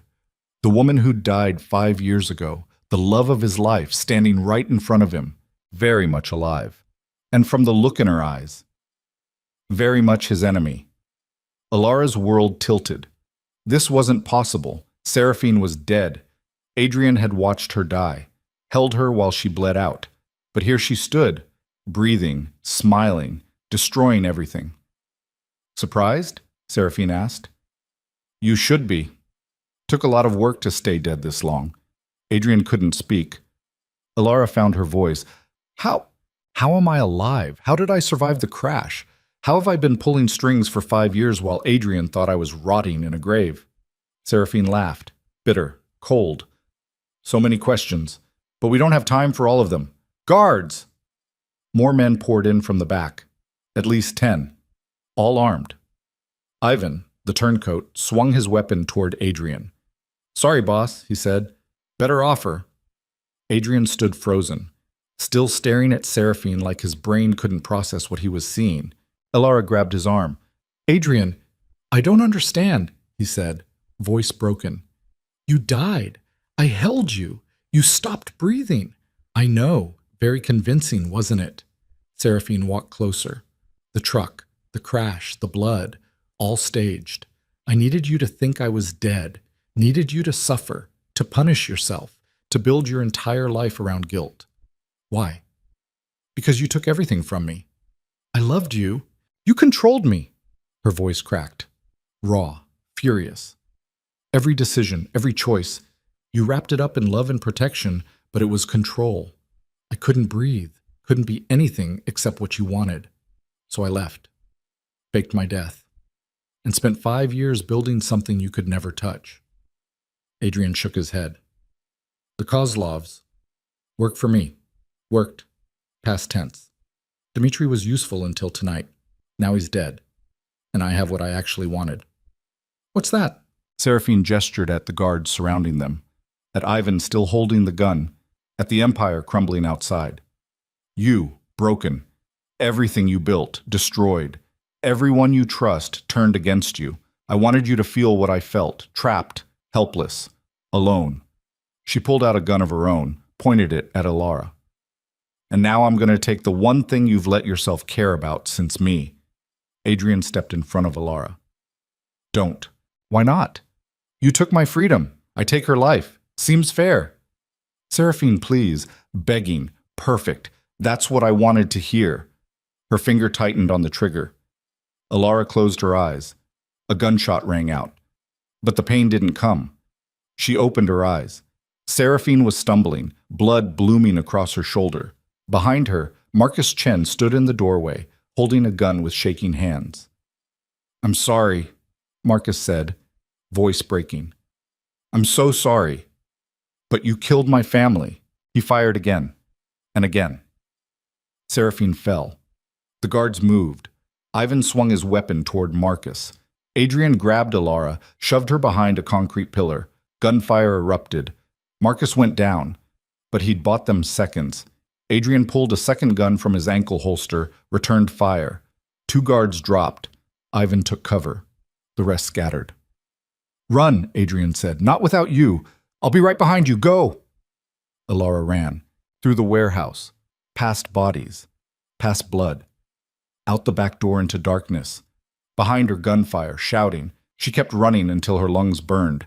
Then she stopped, turned, looked back. The warehouse stood silent. No more shots. No movement. "Adrian?" Nothing. Terror clawed through her chest. She started back toward the building. A hand grabbed her arm. She spun, knife raised. Adrian caught her wrist. "Easy." He was bleeding, limping, alive. "You're hurt." "I'm fine. We need to move. Now." He pulled her away from the warehouse toward the car. They drove in silence. Alara's hands wouldn't stop shaking. Seraphine was alive, had been alive this whole time, had orchestrated everything, and now she was... what? Dead? Wounded? Is she? Alara started. I don't know. Adrian's voice was hollow. Marcus hit her twice, maybe more. I didn't stay to check. We should have survived. We did. That's enough. But it wasn't. Alara could see it in his eyes. The woman he'd loved, the woman he'd mourned, the woman who'd shaped every decision he'd made for 5 years, alive, and the person who destroyed him. They made it back to the penthouse as dawn broke. Adrian collapsed into a chair, didn't speak. Alara cleaned his wounds, a graze across his ribs, cut on his temple, nothing fatal, but something inside him had broken. She could see it. Talk to me, she said. He didn't respond. Adrian, she was alive, his voice cracked. This whole time, everything I felt, everything I built to cope with losing her. It was all, she was alive. I know. Do you? Do you know what it's like to mourn someone for 5 years and then find out they faked it? That they've been torturing you deliberately? That everything you thought you knew was a lie? Alara sat beside him. No, I don't, but I know you survived. Did I? You're sitting here, breathing. That's surviving. Adrian laughed. Broken. Empty. I don't even know who I am anymore. Everything I've done since the accident, every choice, every wall I built, every person I pushed away, it was all because I thought I'd killed the woman I loved. But I didn't. She wasn't dead. She was just gone. By choice. She was sick, Adrian. What she did, faking her death, orchestrating all this, that's not love. That's obsession. Mental illness. You can't blame yourself for not seeing it. Can I? I loved her. If I'd really known her, I would have seen the cracks, would have gotten her help. Or she would have left anyway and skipped the elaborate revenge plot. He looked at her then, really looked. How are you so calm? I'm not. I'm terrified, furious, traumatized. But one of us has to hold it together, and you're currently falling apart, so... She shrugged. Tag team. Despite everything, he almost smiled. Almost. His phone buzzed. He ignored it. It buzzed again. Alara picked it up, glanced at the screen. It's from your people. They're asking for orders. Adrian didn't move. Adrian, your empire is on fire. You have to... I don't care. The words came out flat, final. Alara stared at him. This was it. The breaking point she'd been afraid of. Seraphine hadn't killed him, but she'd destroyed the part of him that wanted to fight. Okay, Alara said quietly. Then I'll handle it. What? She stood. You're broken right now. Fine, be broken. But I'm not letting everything you built burn because your ex-girlfriend turned out to be a psychopath. Alara, no. You told me once that I was a contract, an arrangement, a transaction. Well, guess what? The contract's still valid, which means I'm still your wife. And as your wife, I'm making an executive decision. She grabbed the phone, started typing. What are you doing? Sending orders, stabilizing accounts, contacting lawyers, doing what needs to be done. Adrian watched her. For a long moment, he didn't speak. Then quietly, you have no idea what you're doing. No, but I'll learn, and until I do, I'm faking it. That's what you taught me, how to survive by pretending you're in control even when you're not. She kept typing. Adrian stood, walked to her, took the phone gently from her hands. Thank you, he said, but I can't let you do this. Why not? Because it's my mess, my empire, my responsibility. Then stop wallowing and start fixing it. They stared at each other. Then Adrian pulled her against him, held her, just held her. I don't know if I can, he whispered into her hair. You don't have to know. You just have to try. His arms tightened, and for the first time since the warehouse, since Seraphine, he started to breathe again. Not recovered, not healed, but breathing. It was a start. Over the next 48 hours, they rebuilt.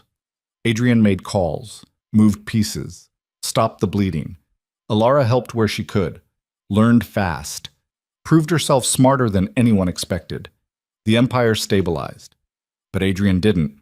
He went through the motions, did what needed to be done. But something fundamental had changed. The man who'd been carved from stone and control was now just tired.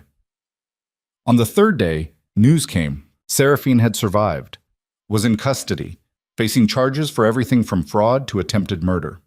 Adrian showed no reaction when he heard, just nodded, went back to work. That night, Alara found him on the terrace.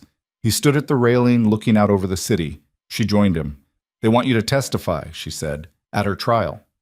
"I know." "Will you?" "I don't know." Silence. Then Alara said, "You're allowed to be angry." "I know, and hurt, and betrayed, and every other messy human emotion you've spent 5 years avoiding." Adrian's hands tightened on the railing. "What if I don't want to feel them? Then you're going to spend the rest of your life half alive. Is that really what you want?" He didn't answer. Alara turned to face him. "I can't fix this for you. Can't make it better or easier or less painful. All I can do is stand here and tell you that you're not alone. Not anymore.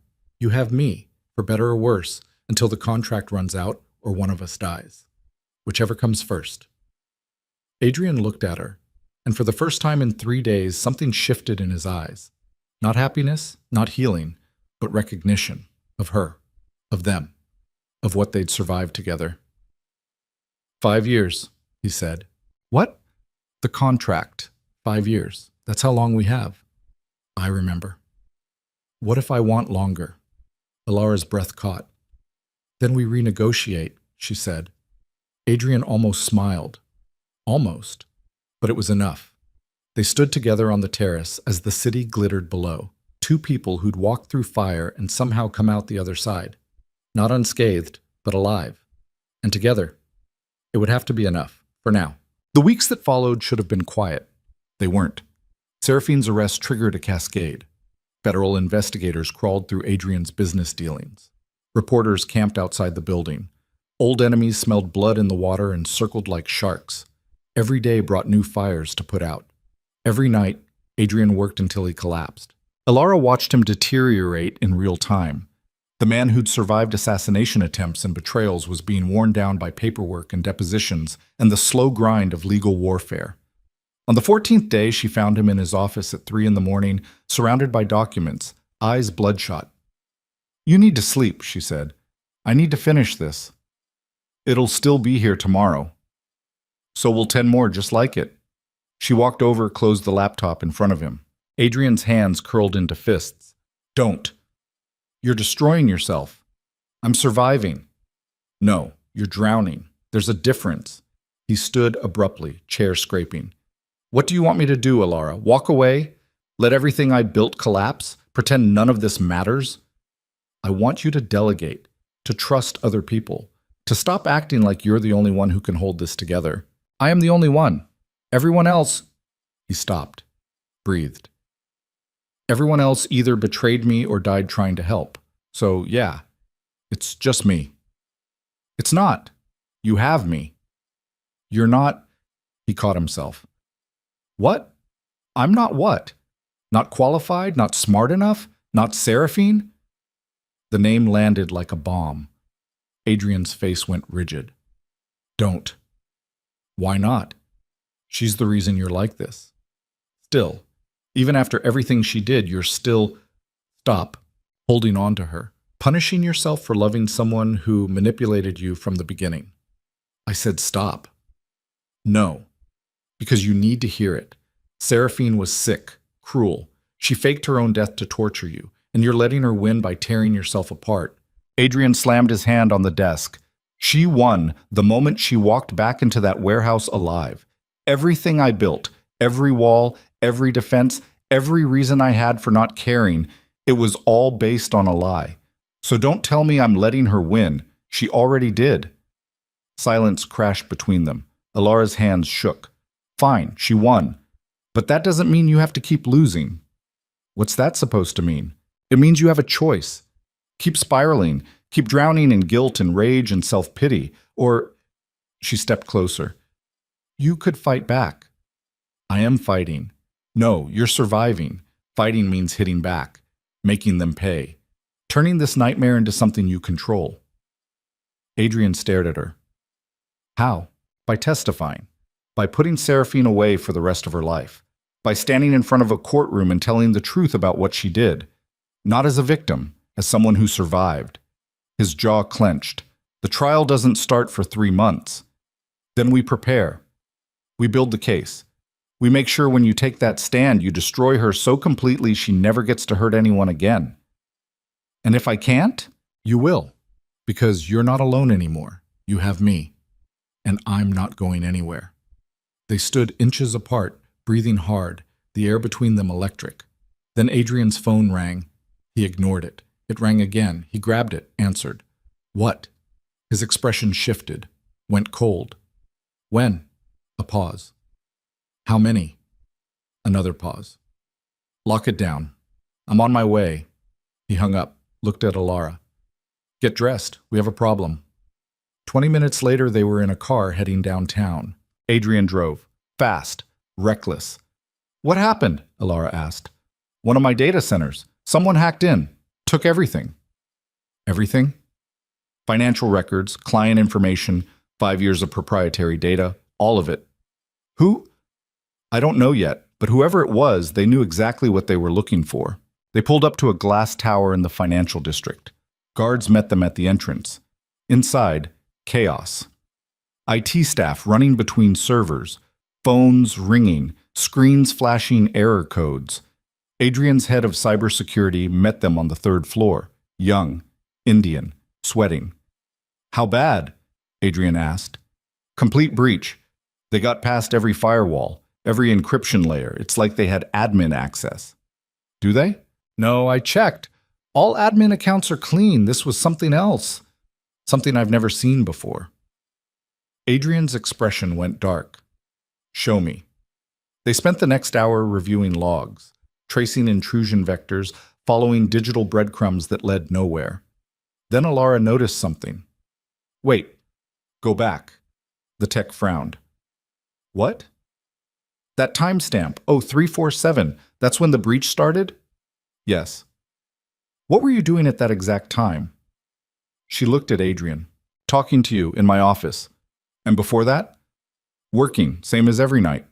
Alone? Yes. He stopped. No, wait, Marcus was there earlier, around midnight. Said he needed to discuss something. I told him to come back in the morning. Alara's blood went cold. Marcus is still locked in your penthouse. No, I let him out last week after... Adrian's eyes widened. After Seraphine was arrested. He came to me, said he wanted to help, to make amends. And you believed him. His family was dead. He had nothing left to lose. I thought... Adrian's hands curled into fists. I thought he wanted redemption. Or revenge. They stared at each other. Then Adrian pulled out his phone, dialed. No answer. He tried again. Nothing. Where does Marcus live? Alara asked. Upper East Side. Why? Because I think we need to talk to him. Right now. They left the data center in chaos and drove uptown. Marcus's building was old money. Doorman. Marble lobby. The kind of place that cost more per month than most people made in a year. The doorman recognized Adrian. Let them up without question. 14th floor, end of the hall. Adrian knocked. No answer. He knocked again. Harder. The door cracked open. Not locked. Adrian pushed it wide. Inside, the apartment was destroyed, furniture overturned, drawers dumped, papers scattered everywhere. And in the center of the living room, Marcus, hanging from a light fixture. Dead. Alara's stomach heaved. She turned away, gagging. Adrian moved forward, checked for a pulse he knew wouldn't be there. How long? Alara managed. Hours. Maybe since last night. She forced herself to look. Really look. The scene was wrong. Too staged. Too perfect. This wasn't suicide, she said. No, it was a message. Adrian pulled out his phone, took photos, then stopped. His eyes locked on something. A note, pinned to Marcus's chest. He pulled it free, read it. His face went ashen. What does it say? Alara asked. Adrian handed it to her. The handwriting was elegant, feminine. You took everything from me. Now I take everything from you, one piece at a time, until nothing remains. S. Seraphine. But Seraphine was in federal custody, wasn't she? Adrian was already on the phone. I need confirmation on Seraphine Bellamy's location. Now. He waited. His expression turned to stone. What do you mean she's gone? Alara's heart stopped. When? How long? A pause. Find her. I don't care what it takes. Find her now. He hung up, looked at Alara. She escaped 3 hours ago, during a transfer between facilities. How is that possible? Money, contacts. She's had 5 years to build a network, and I was too focused on the trial to see her setting this up. So she kills Marcus, steals your data, and now what? Comes after us? Yes. The word landed heavy. They left the apartment, Adrian calling someone to handle the scene discreetly. By the time they reached the car, his phone was buzzing nonstop. More attacks. A warehouse fire in New Jersey. 3 of Adrian's executives resigning without explanation. Bank accounts frozen. Legal injunctions filed. Seraphine was burning everything to the ground. And she was just getting started. They made it back to the penthouse as dawn broke. Adrian went straight to his office, started making calls. Alara followed. What's the plan? Damage control. Shore up what we can. Prepare for whatever she does next. That's not a plan. That's reacting. What else do you want me to do? Hit back. Find her before she finds us. How? She's a ghost. Always has been. Even when I thought she was alive the first time, I could never predict her. Then we don't predict. We bait. Adrian looked up. What? She wants you. Broken. Destroyed. So give her what she wants. Make her think she's winning. And when she gets close enough, Alara met his eyes. We end her. You're talking about a trap. I'm talking about survival. Adrian studied her. You've changed. So have you. We both have. Now are we going to sit here waiting to die, or are we going to fight? A pause. Then Adrian nodded. Okay, what do you need? They spent the next 3 days preparing. Adrian let rumors spread. Financial collapse. Mental breakdown. Desperation. All lies. Carefully crafted to paint him as a man on the edge. Meanwhile, Alara coordinated with the few people they could still trust. Set up surveillance. Built contingencies. Waited for Seraphine to make her move. She didn't disappoint. On the 4th night, a package arrived at the penthouse. No return address. No markings. Inside, a single photograph. Seraphine standing outside the building, smiling, holding today's newspaper. The message was clear. I'm here. Come find me. Adrian stared at the photo. She's taunting us. Or testing us, seeing if we'll bite. So what do we do? Alara took the photo, studied it. Background details, reflections in windows, shadows. There, she said, pointing. That reflection. It's the cafe across the street, which means she was standing. She turned to the windows. Right there. Yesterday. Watching us. Adrian's jaw clenched. She's getting bold. Or desperate. Maybe your fake collapse is working better than we thought. His phone buzzed. A text from an unknown number. Midnight, Brooklyn Bridge. Come alone. Or I start killing everyone you've ever spoken to. Adrian showed it to Alara. It's a trap, she said. Obviously. So we don't go. We have to. If she's escalating, she'll follow through. People will die. Then we go together, with backup, with a plan. She said alone. She also said you'd sign over your empire. We didn't listen then. Why start now? Adrian almost smiled. Almost. They spent the rest of the day preparing. Weapons, body armor, backup positioned at strategic points. If Seraphine wanted a confrontation, they'd give her one, but on their terms. Midnight approached. Adrian and Alara drove to the bridge in silence. The city glittered around them, oblivious to the war being waged in its shadows. They parked near the pedestrian entrance, climbed out. The bridge stretched ahead, empty except for a single figure standing at the midpoint. Seraphine. She wore all black, hair loose, no weapons visible. But Alara knew better. Stay behind me, Adrian said. Not a chance. They walked forward together. Seraphine watched them approach, smiling that cold, predatory smile. Adrian, Alara, so nice of you to join me. They stopped 20 feet away. What do you want? Adrian asked. I told you, everything, your company, your reputation, your sanity, but most of all, her eyes locked on Alara. I want her to watch you fall apart. The way I fell apart. When you controlled me, suffocated me, made me into something I wasn't. I never... You did. Every decision, every choice. You had an opinion, a better way, a reason why I should do things your way. Until I stopped being me and started being an extension of you. That's not how I remember it. Of course not. Abusers never do. The word hit like a slap. Adrian's face went white. I never abused you. Control is abuse, Adrian. Love that limits is abuse. And you were so good at making it seem like care, like protection. But it was a cage, and I had to die to escape it. So you faked your death, tortured me for 5 years, killed innocent people. For what? Revenge? Justice. You're insane. Maybe, or maybe I'm the only one who sees clearly. You haven't changed, Adrian. Look at her, Seraphine gestured at Ilara. You're already doing it again, controlling her, making decisions for her, turning her into your pet project. That's not true, Ilara said.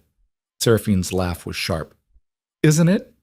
Did he ask before dragging you into his war? Did he give you a choice when he married you?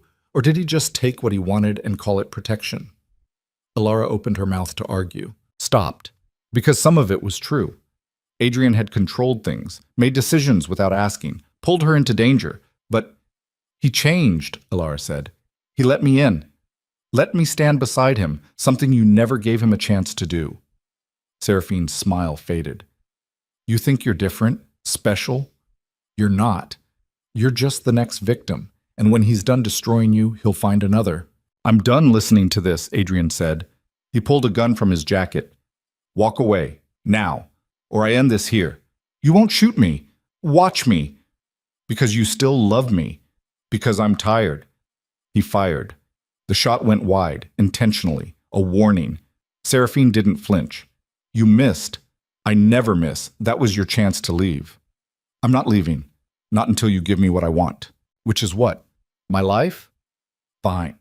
Take it. Adrian dropped the gun, spread his arms. Go ahead. Pull the trigger. End it. Prove you're just another killer hiding behind self-righteous justification. Seraphine pulled out her own weapon, aimed at his chest.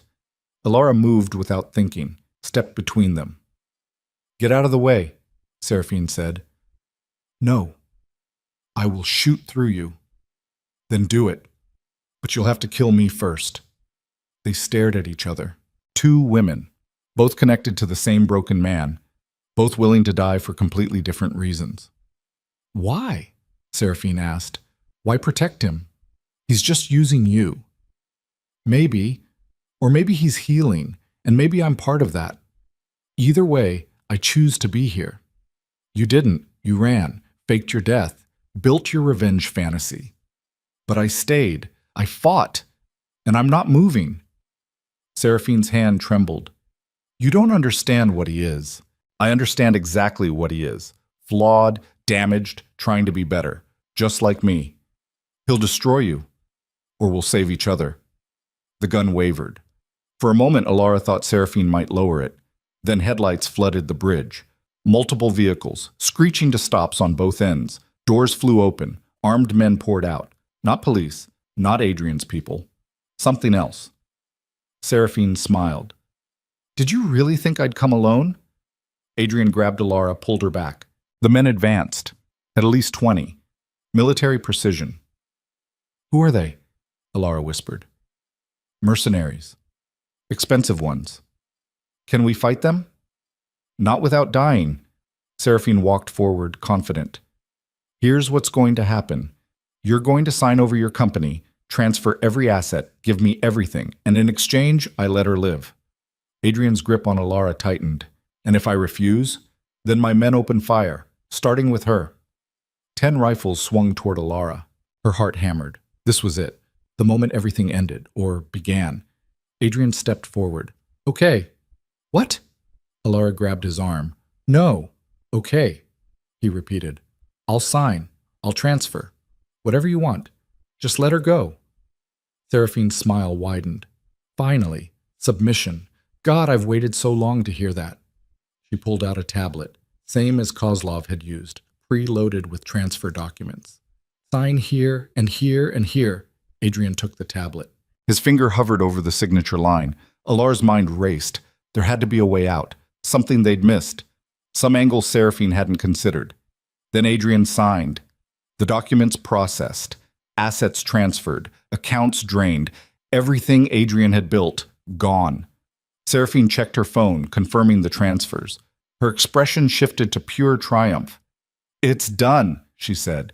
"You're finished." "Yes." "How does it feel, losing everything?" Adrian looked at Alara.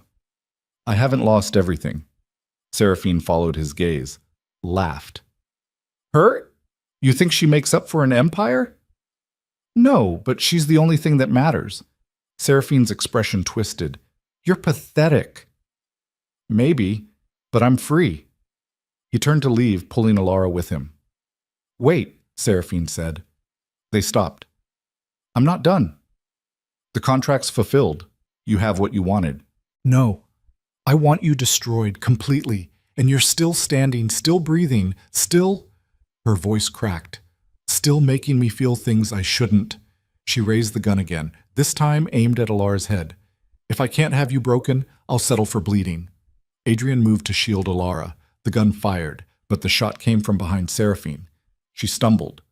Blood bloomed across her side, turned. Victor stood there, battered, bleeding, very much not dead. "You should have made sure," he said, then collapsed. Chaos erupted. The mercenaries moved. Adrian's backup, hidden in surrounding buildings, opened fire.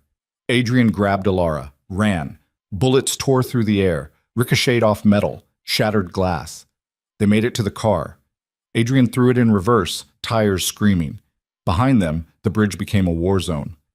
"Victor," Alara started. "I know. We have to... We can't. Drive first, survive first, everything else after." They rocketed through Brooklyn. Sirens wailed in the distance. Adrian's phone buzzed. A text from an unknown number. "You think this is over? It's just beginning. I'll take everything, everyone, until you beg me to kill you. S." Alara read it over his shoulder. She survived. She always does. "What now?" Adrian's hands gripped the wheel. "Now we disappear." "What?" "She has my company, my money, my resources, everything except us. So we vanish, rebuild somewhere she can't find us." "That's running. That's surviving." "No." Alara grabbed his arm. "We've been surviving. It's time to fight." "With what? I have nothing left." "You have me, and I have an idea." She pulled out her phone, made a call. "Who are you calling?" "Someone who hates Seraphine as much as we do." The phone rang twice. Then a voice answered, female, cold. "This is Special Agent Morrison, FBI. Who is this?" Alara took a breath. "My name is Alara Voss, and I have information about Seraphine Bellamy. Everything. Her network. Her crimes. Where she'll be in exactly 3 hours." Silence. Then, "I'm listening." Alara met Adrian's eyes. This was it. The gamble that would either save them or destroy them completely. "Here's what I need in exchange." She started talking, and for the first time since the bridge, since the warehouse, since the wedding, she wasn't following Adrian's lead, she was making her own. 3 hours later, they stood in an abandoned factory in Queens. FBI agents surrounded the building, snipers on roofs, SWAT teams on standby. Special Agent Morrison stood beside Adrian and Alara, bulletproof vest over her suit. "You're sure she'll come?" Morrison asked. "She will," Alara said. "I sent her Adrian's location, told her he was alone, broken, ready to end it." "And if you're wrong?" "Then we wasted your time, but I'm not wrong." Adrian looked at her. "How can you be sure?" "Because I know what she wants. It's not money, not your company. She wants you to suffer, and suffering requires an audience." As if on cue, headlights appeared. A single car. Black. Expensive. It parked outside the factory. Seraphine stepped out. Alone. She walked toward the entrance, confident, unaware of the trap closing around her. Morrison lifted her radio. "All units, stand by." Seraphine entered the factory, saw Adrian standing in the center under a single light, smiled. "You actually came. Alone. Unarmed. Have you finally accepted?" The lights flooded on. FBI agents poured in from every entrance. Seraphine Bellamy, you're under arrest for... She ran, fast, practiced, made it 10 feet before a taser dropped her. She hit the concrete, convulsing. Agents swarmed, cuffed her, hauled her up. She struggled, screamed. This isn't over. Adrian, do you hear me? This isn't... They dragged her out. Morrison turned to Adrian and Alara. We'll need statements, full depositions, everything you know about her operation. You'll have it, Alara said. Morrison nodded, left to coordinate the arrest. Alone, Adrian and Alara stood in the empty factory. It's really over, he said. The Seraphine part. Yeah. And the rest? Alara turned to face him. That depends. On what? On whether you meant what you said on the bridge, about me being the only thing that matters. Adrian's expression softened. I meant it. Even though you have nothing left? No empire, no money, no power. I have you, if you'll stay. Alara stepped closer. The contract still has 4 years. Forget the contract. What?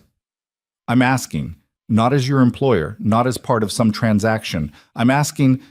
He took her hands, as a man who's terrified and broken and barely holding it together. Will you stay? Her throat burned. This was the moment she'd been waiting for. Not a proposal, not a declaration of love, just raw, honest need. Yes, she said. I'll stay. Adrian pulled her against him, held her like she was the only solid thing in a world falling apart, because she was. Outside, sirens faded. The city breathed, and for the first time since the wedding, Adrian Voss wasn't drowning. He was just breathing with her. It was enough, for now. But as they stood there, Ilara's phone buzzed. She pulled it out, a text from an unknown number. You think arresting me ends this? I have friends everywhere, lawyers, judges, people who owe me. I'll be out in a week, and when I am, I'm coming for both of you. Sleep well. S. Ilara's blood froze. She showed Adrian the text, his jaw clenched. She's bluffing. Is she? They stared at each other, and both knew the truth. This wasn't over, not even close.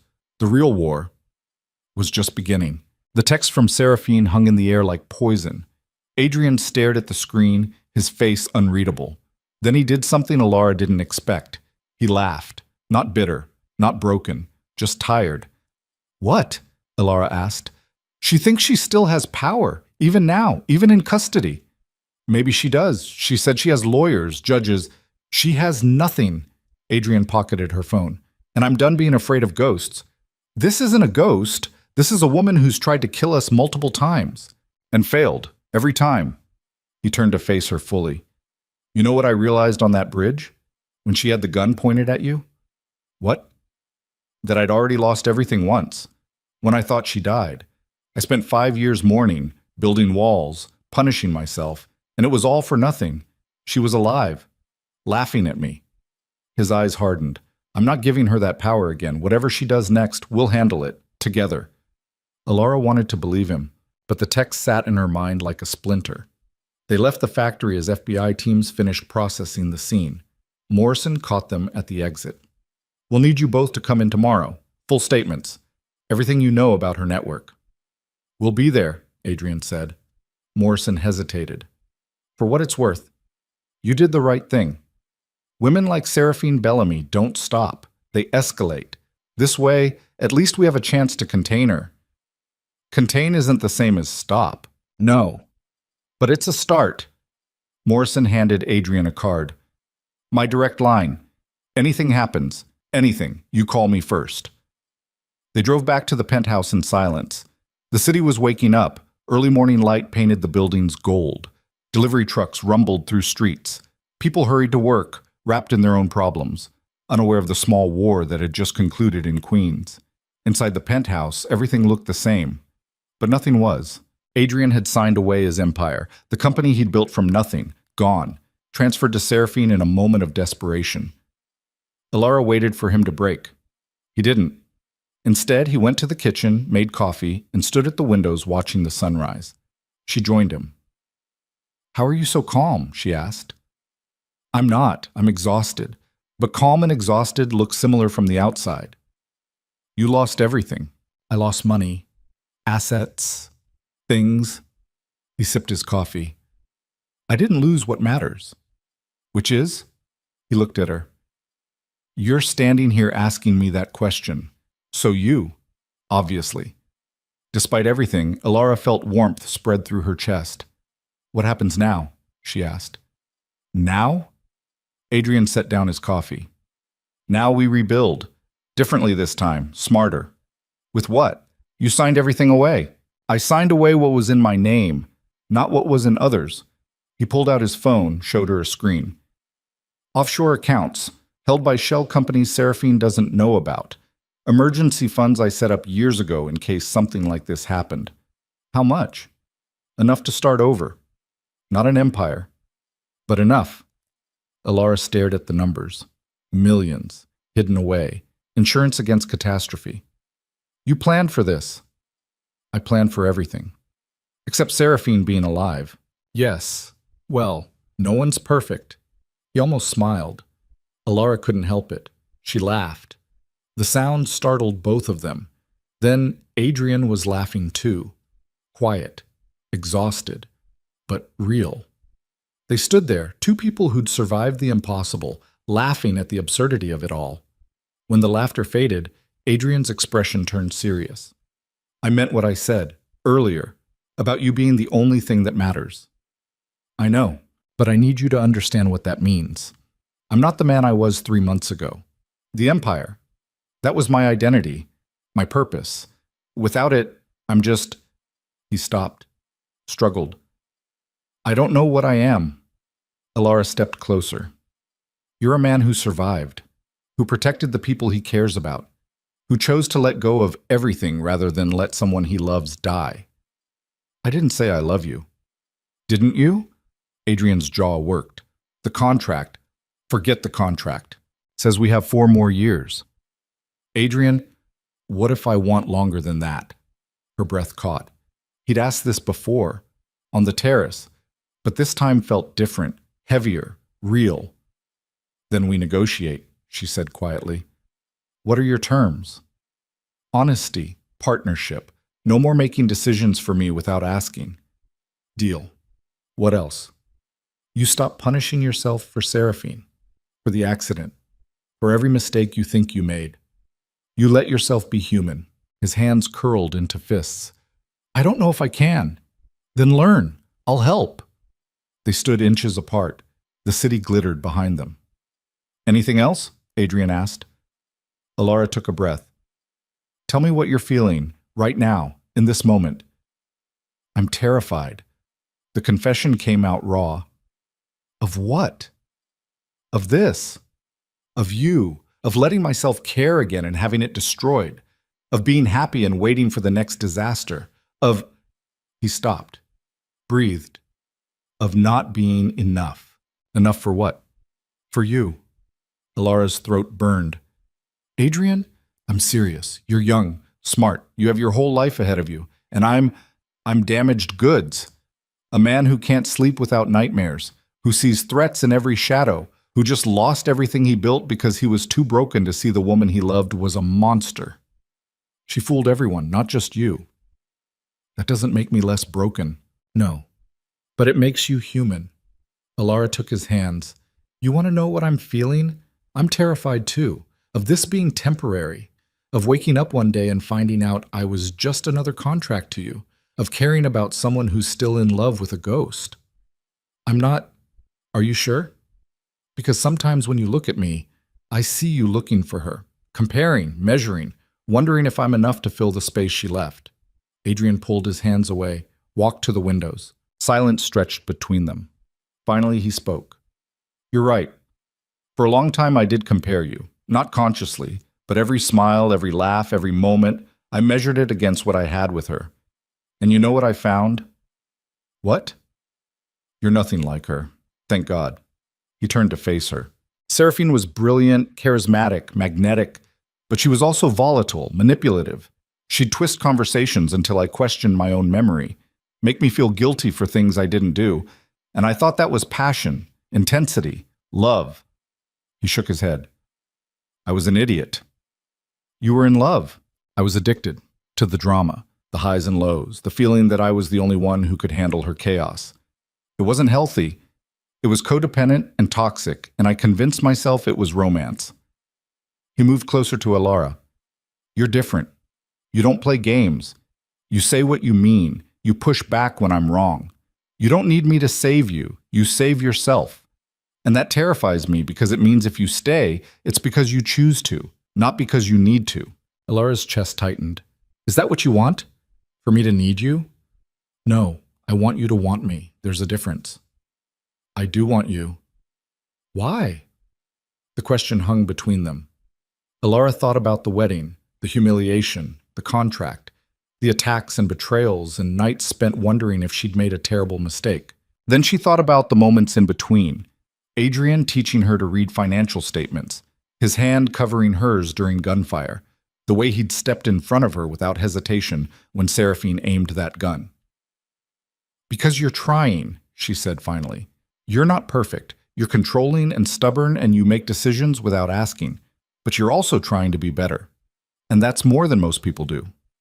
Adrian's expression softened. That's a low bar. Maybe, but you clear it. Most days. Most days? You're still kind of an asshole sometimes. He laughed. Actually, laughed. Fair enough. Alara stepped closer. So what now? We rebuild your empire? Hunt down Seraphine's network? Spend the next 4 years looking over our shoulders?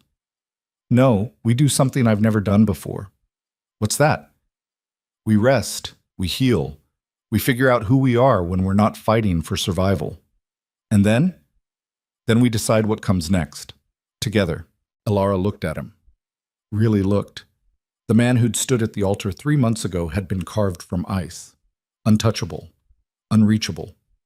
This man was different, still damaged, still haunted, but human. Okay, she said. Okay? Let's try it. The resting, the healing, all of it. Adrian pulled her close, held her, not desperately, not like she might disappear, just held her. And for the first time since the wedding, Alara felt like she was exactly where she was supposed to be. The next 3 weeks were strange. No attacks, no crises, no midnight emergencies, just quiet. Adrian met with lawyers, worked with the FBI, built his case against Seraphine. Alara helped where she could, gave statements, provided details about Marcus, about the warehouse, about everything they'd survived. And slowly, the pieces fell into place.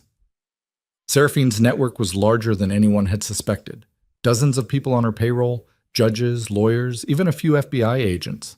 But Morrison was thorough, relentless. One by one, they were exposed, arrested, charged.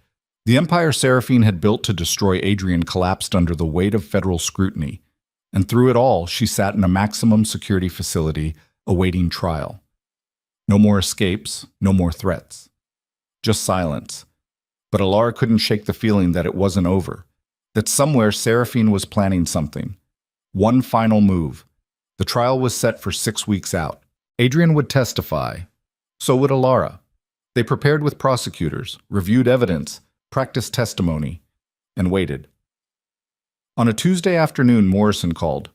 We have a problem, she said. Adrian put her on speaker. What kind of problem? Seraphine's lawyers are pushing for a plea deal. She gives up her entire network, names, locations, everything, in exchange for a reduced sentence. How reduced? 20 years, eligible for parole in 12. Alara's stomach dropped. That's nothing. It's something, and with her cooperation we can take down operations across 3 continents, save lives, stop trafficking rings and money laundering schemes we didn't even know existed. And if we refuse the deal? Then we go to trial, which could take years, and there's no guarantee we win. Her lawyers are good. They'll argue coercion, mental illness, self-defense for some of the attacks. It'll be messy. Adrian's jaw clenched. What do you recommend? Personally, take the deal. Get her off the streets. Make sure she can never hurt anyone again. But she could get out in 12 years. Yes, or she could die in prison, or spend the rest of her life in a 6x8 cell thinking about what she lost. Sometimes living is the worst punishment. Adrian looked at Alara. She knew what he was asking. Could she live with it? With Seraphine getting a deal instead of the justice they'd fought for? She thought about Marcus, about Victor, About all the people who died caught in the crossfire of Seraphine's revenge. Then she thought about the alternative, years of trials, appeals, endless testimony, reliving the trauma over and over while Seraphine sat smiling in a courtroom. Take the deal, Ilara said. Adrian's eyes widened. Are you sure? No, but I'm tired, and I want this to be over. Really over. He turned back to the phone. Do it, but I want conditions. Name them. Maximum security, no conjugal visits, no interviews, no book deals. She disappears into the system and never gets to tell her side of the story. I'll see what I can do. Morrison hung up. Adrian stared at the phone. That's it then, he said quietly. She wins. No, we survive. That's different. Is it? Ilara took his hand. Yes, because she'll spend the next 12 years, probably more, in a cell, and we'll spend them building a life. Which one of us really won? Adrian's grip tightened. When did you get so wise? When I married a man who taught me that surviving is its own kind of victory. He pulled her close, and they stood there holding each other as the sun set over Manhattan. The deal was finalized 2 weeks later. Seraphine pled guilty to conspiracy, attempted murder, fraud, and a dozen other charges. In exchange, she gave up her network, every name, every location, every dirty secret. The FBI made 83 arrests in the following month, and Seraphine was transferred to a federal facility in Colorado. Remote. Isolated. No visitors except her lawyer. Ilara watched the news coverage with mixed feelings. It was over, but it didn't feel like victory, just exhaustion. Adrian seemed to feel the same. He threw himself into rebuilding, not his empire, something smaller, more focused, a consulting firm, high-end security, using the skills he'd developed over decades to help others protect what mattered to them. It was quieter than what he'd had before, but healthier. Ilara helped him set it up, learned the business, became a partner in more than just name. And slowly, painfully slowly, they built something new. Not a marriage based on contracts or transactions, a partnership based on choice. 6 months after the arrest, Adrian came home with a folder. What's this? Ilara asked. Divorce papers. Her heart stopped. What? For the contract, I'm dissolving it, effective immediately. I don't understand. You're free. No more obligations, no more terms. You can leave whenever you want. Ilara stared at the papers, at the man holding them. Why? She whispered. Because I don't want you here out of obligation. I want you here because you choose to be. And you can't choose if you're bound by a contract. He set the papers on the table between them. Sign them. Don't sign them. Take a week, a month, however long you need. But I need to know that if you stay, it's because you want to, not because you have to. He walked away. Left her alone with the papers and a pen and a choice that suddenly felt impossible. Ilara read every page. The contract was void, all terms nullified. She was free to leave, no penalties, no consequences. She could walk away right now, return to her old life, find something new, start over. She thought about the girl who'd stood at the end of that cathedral aisle 6 months ago, terrified, desperate, trapped. Then she thought about who she'd become. Stronger, smarter. A woman who'd survived assassination attempts and betrayals and the slow grinding horror of loving someone who didn't know how to love back. Until he did. She picked up the pen, signed her name, then tore the papers in half. Adrian found her in the library that night. Did you? He saw the torn papers on the desk. His face fell. You're leaving. No? But you signed. I signed them. Then I destroyed them. Because I don't need a piece of paper telling me whether to stay or go. I'm staying because I choose to, because I love you, even though you're stubborn and controlling and you make terrible coffee. Adrian stared at her. I make terrible coffee? The worst. You never said anything. I didn't want to hurt your feelings. He laughed. You've faced down assassins and Russian gangsters, but you were afraid to tell me my coffee's bad. Priorities. He crossed the room, took her hands. I love you too, he said. I don't say it enough, or well, but I do. You saved me. Not from Seraphine or Kozlov or any external threat. You saved me from myself. Ilara's throat burned. You saved yourself. I just stood next to you while you did it. Then keep standing next to me for as long as you want. No contracts, no obligations. Just us. Okay. Okay? Okay. They stood in the library holding each other while the city hummed beyond the windows. No drama, no crisis. Just two people choosing each other. Again. A year passed. Adrian's consulting firm grew, not into an empire, he'd learned that lesson, but into something sustainable, meaningful.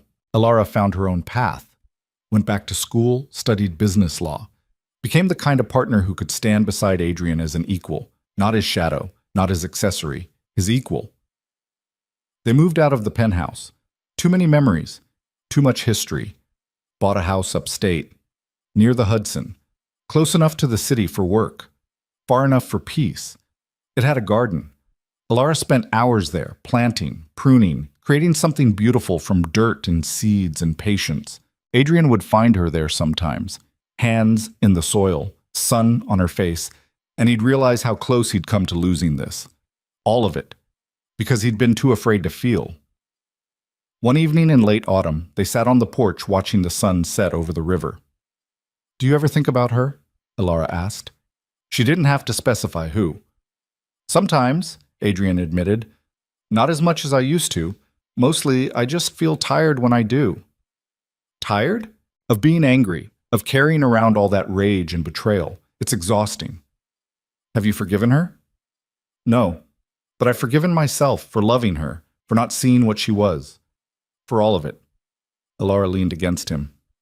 "That's growth. Or therapy. Hard to tell the difference sometimes." She smiled. They sat in comfortable silence. Then Adrian said, "Marry me." Alara sat up. "What?" "Marry me. Again. For real this time. No contracts, no transactions. Just you and me choosing each other. We're already married." "That was business." "This would be different." "How?" "This time when I kiss you at the altar, I'll mean it." Alara's chest tightened. She thought about the first wedding, the humiliation, the fear, the moment her life had been sold out from under her. Then she thought about now, about choosing to stay, about love earned instead of bought. "Okay," she said. "Okay. Yes. I'll marry you. Again. For real this time." Adrian pulled a ring from his pocket. Not the one from the contract wedding. That had been his grandmother's. Expensive, historical, meaningless. This one was simple. A single stone. Nothing ostentatious, but chosen by him. For her. He slid it onto her finger. "I love you," he said. "I should have said it at the first wedding, but I was too broken, too afraid, too convinced that love was the same as loss. And now I know better. Love is risk. But it's also the only thing worth having." Alara kissed him. Not the obligation kiss from the cathedral, not performance, real, deep, a promise made and kept. When they pulled apart, the sun had set. Stars were beginning to appear. "When?" Alara asked. "When what?" "When do you want to do this, the wedding?" Adrian thought about it. "Spring, in the garden, small, just us and the people who matter." "No 600 guests?" "God, no, just family. If that's okay." Alara nodded. "That's perfect." They planned it together. A small ceremony. Officiant. 2 witnesses. Margaret and Victor, who'd survived his injuries and now ran security for Adrian's firm. No cathedral, no marble, no roses climbing toward heaven. Just a garden, sun-warmed earth. Wildflowers Alara had planted herself. Spring arrived. On a Saturday morning in May, they stood facing each other under an arch of wisteria. Alara wore a simple dress. Cream, lace. Nothing like the 40-pound monstrosity from the first wedding. Adrian wore a suit. No tuxedo, no performance. Just him. The officiant spoke. Words about choice, partnership. Love is action rather than feeling. Then it was time for vows. Adrian went first. "I told you once that my heart belonged to someone else. I was wrong and cruel, and I've spent every day since trying to prove I'm better than that moment. You've given me more grace than I deserve, more patience, more love, and I promise to spend the rest of my life earning it. Not through grand gestures or expensive gifts, but through small moments, honest conversations, standing beside you when it's hard, celebrating with you when it's good, and always, always choosing you first. His voice cracked on the last word. Alara took his hands. I chose you when I had no choice. I stayed when I could have left. I fought beside you when I could have run. Not because I had to, but because somewhere along the way, you became home. Not this place. Not the penthouse or the estate or any building. You. Your stubbornness and your fear and your terrible coffee. All of it. That's home. And I choose it every day, even the hard ones. The officiant smiled. By the power vested in me, I pronounce you husband and wife. Again. For real this time. Adrian pulled Alara close. May I kiss you? He asked. You better. He did, and this time when they kissed, it wasn't obligation, wasn't performance, wasn't the beginning of a transaction. It was the beginning of everything else. The real thing. Finally, Margaret cried. Victor tried not to and failed. They had cake, champagne, laughter. As the sun began to set, Adrian pulled Alara onto the makeshift dance floor, really just a patch of grass, and they swayed to music only they could hear. Happy? He asked. Terrified, she admitted. But yes, happy. Why terrified? Because this is real now. Before I could tell myself it was just the contract, just circumstances, just surviving. But now it's a choice, and choices can be wrong. They can also be right. How do we know which this is? Adrian pulled back enough to look at her. We don't, not yet, but we'll find out together. That's the point. Alara rested her head against his chest. His heartbeat was steady, strong, not perfect, but there, and that was enough. They danced until the stars came out, until Margaret and Victor said their goodbyes, until they were alone in the garden they'd built together. Thank you, Adrian said quietly. For what? For not giving up. On me. On this. Even when you should have. I'm stubborn that way. I noticed. He kissed her forehead. And they stood there, two people who'd survived the impossible, wrapped in each other under a sky full of stars. Not because they had to, because they chose to. Months became years. The scars faded but didn't disappear. Adrian still had nightmares sometimes. Woke up gasping, reaching for weapons that weren't there. Alara would hold him, remind him where he was, who he was, and slowly he'd remember. She had her own demons, moments when a sound or a smell would drag her back to the warehouse. The gunfire, the fear. Adrian would pull her close, let her shake, let her cry, and slowly she'd come back. They built a life in the spaces between trauma. Not perfect, not easy, but theirs. Adrian's firm thrived. He took on clients who needed protection from the same kind of predators he'd once been, found redemption in keeping others safe. Alara finished her degree, joined the firm, became the kind of lawyer who fought for people who couldn't fight for themselves, found purpose in the fight. They learned to be happy, not despite what they'd survived, because of it. On their 5th anniversary, real wedding, not the contract, they returned to the garden. It had grown wild, beautiful, untamed. Like them. Do you ever regret it? Alara asked. Signing away the empire?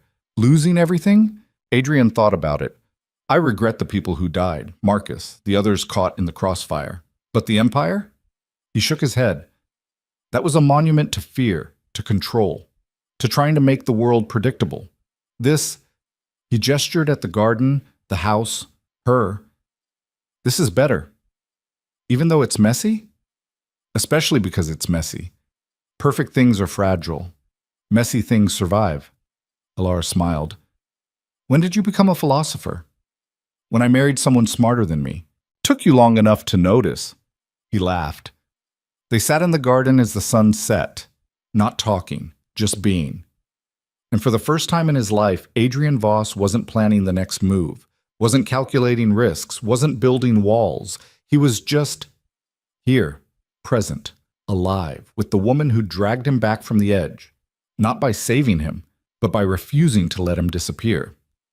Years later, when people asked about their story, they gave different versions. Adrian would say it was a business arrangement that became something more. Alara would say it was survival that became choice. Both were true. Both were incomplete. The real story was simpler and more complicated.